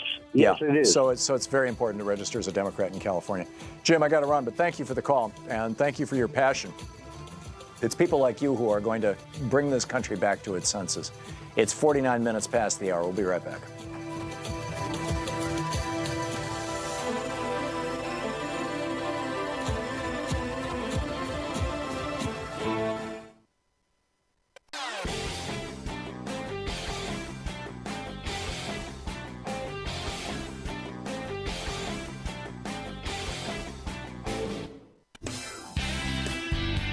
Welcome back. Boy, I'm continually impressed by the impact of that one short little 6 or 7 second video that one of those students did in Parkland in that high school, just showing the fear and the horror and hearing the sounds of that weapon of war, bang, bang, bang, bang, bang, going off as the kids were screaming, as people were being slaughtered, as they were being murdered by a weapon of war in our schools. And I really hope that the next time something like this happens, and this is the 18th school shooting this year, it will happen again. In fact, one might be going on and have been going on in Washington State just a little earlier. I haven't seen a follow-up to that story. But I sure hope that kids will start recording these things and that we can have those kind of Black Lives Matter moments, those here's the video evidence of police killing unarmed black men. Here's the video evidence of what the NRA is doing to your school. Marcos in Boynton Beach, Florida. Hey, Marcos, what's up? Yeah, how you doing? I'd like to discuss external threat versus internal threat over the span of 70 years or so. Growing up in South Florida, we used to have to hide under our desks and shake our knees together and pull the shades down and keep the lights off due to the Cuban Missile Crisis. Yeah, we did the same thing in Michigan in the 50s and 60s, yeah. Exactly, right. I was in elementary school. Me too. And now basically you have the internal threat called the NRA, where people and children have to hide under their desk and they're shivering their knees together and closing their doors and pulling their shades down. And it's just ironic how, one threat from years ago was from the atom bomb, and now the threat today is from bullets. And it just, I thought about that. The other thing is that's a brilliant analog or analogy. That's brilliant, or comparison, whatever the proper word is. Yeah, it brings home the threat of violence like that in a different way. The other thing I was thinking about is the Republicans. If you ask for something, they call you a socialist because you're demanding something for free and this and that. And what floored me is that now I hear that Pam Bondi and our wonderful Governor Rick Scott, they're offering to pay for the funerals. I mean, I don't mean to be insensitive, but unless you're unborn or unless you're dead, they want nothing to do with you. But before you're living or after you're living, they'll do everything in their power, to make things happen. Yeah. They're going to pay for the funerals. I can't believe that. So here I am, anti-gun and everything else, and I appreciate things being done for people who are in need. But, why are taxpayer dollars being used for these funerals? Why is Rick Scott not calling for a tax on weapons in Florida to pay for the funerals? Yeah, exactly. I know. That's why isn't the NRA paying for the damn funerals? I mean, this is A, it's political pandering, and B, it's diversion. It's an attempt to get the topic, away from guns. They tried with mental illness. They tried with thoughts and prayers. We're not buying that crap anymore. And so now it's, we'll pay for the funerals. So your tax dollars, Marco, are going to pay for funerals that really are the responsibility of the National Rifle Association. Right. In summary, and Marco Rubio. In summary, the taxpayers now have to pay for the cowardice of the politicians in Washington who want to do nothing about guns, and also the whores in Washington who accept money from the NRA, like little Marco Scrubio. Yeah. $3.5 million. So. They'll take money from the NRA, but they won't take that money and pay for the funerals themselves. We have to do it. Yeah, Marco, use some of that $3 million that you got from the NRA to pay for the funerals of the kids that were murdered in your state, as a result of the policies that you promote. Marcos, thank you very much. Well said. Scott in Missoula, Montana. Hey, Scott, you wanted to talk about the FBI? Yeah, Tom. Well, if you accept your premise the other day that George W. Just kind of let things happen when he thought perhaps something was going to happen to our country on 9/11. And now you understand that the FBI somehow knew about this guy. Do you think that, are you as cynical as I am to think that perhaps they just kind of sat back and let it happen? Because if you think about it, their budget and their power goes up proportionally to our level of fear. Yeah. I am not that cynical about the FBI. I mean, I have a lot of cynicism about police agencies, particularly when it comes to the way that they treat minorities, the way that they treat protesters, the way they treat people who are not, part of the mainstream.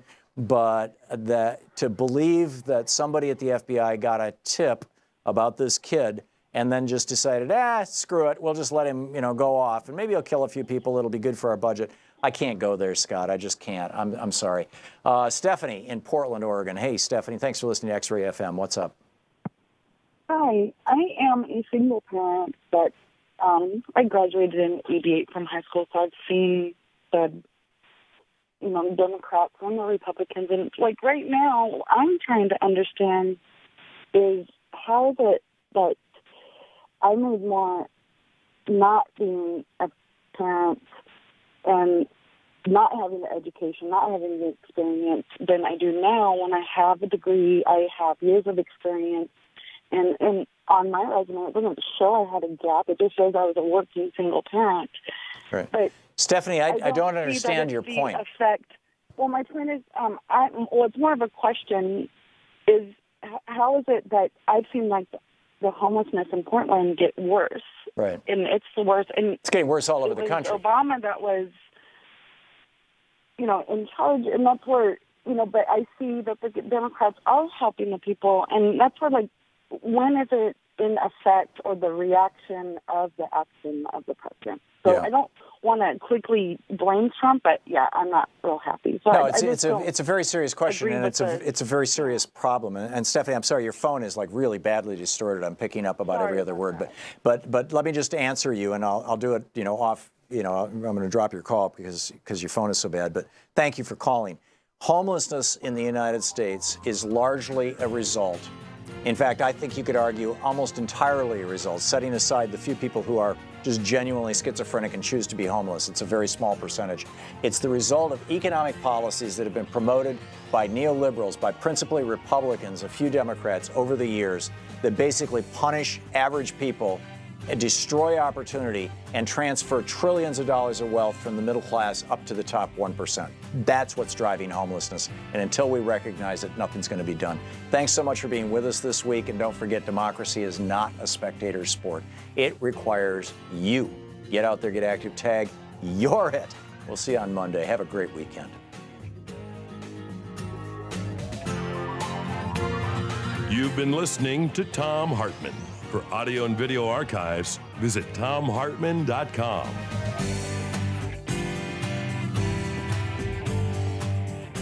The Thom Hartmann Program is brought to you in part by the Aiden Forecast, an investment newsletter with weekly updates of leading market indicators and a monthly deep dive into what the details of the economy and the markets mean for investors and retirees.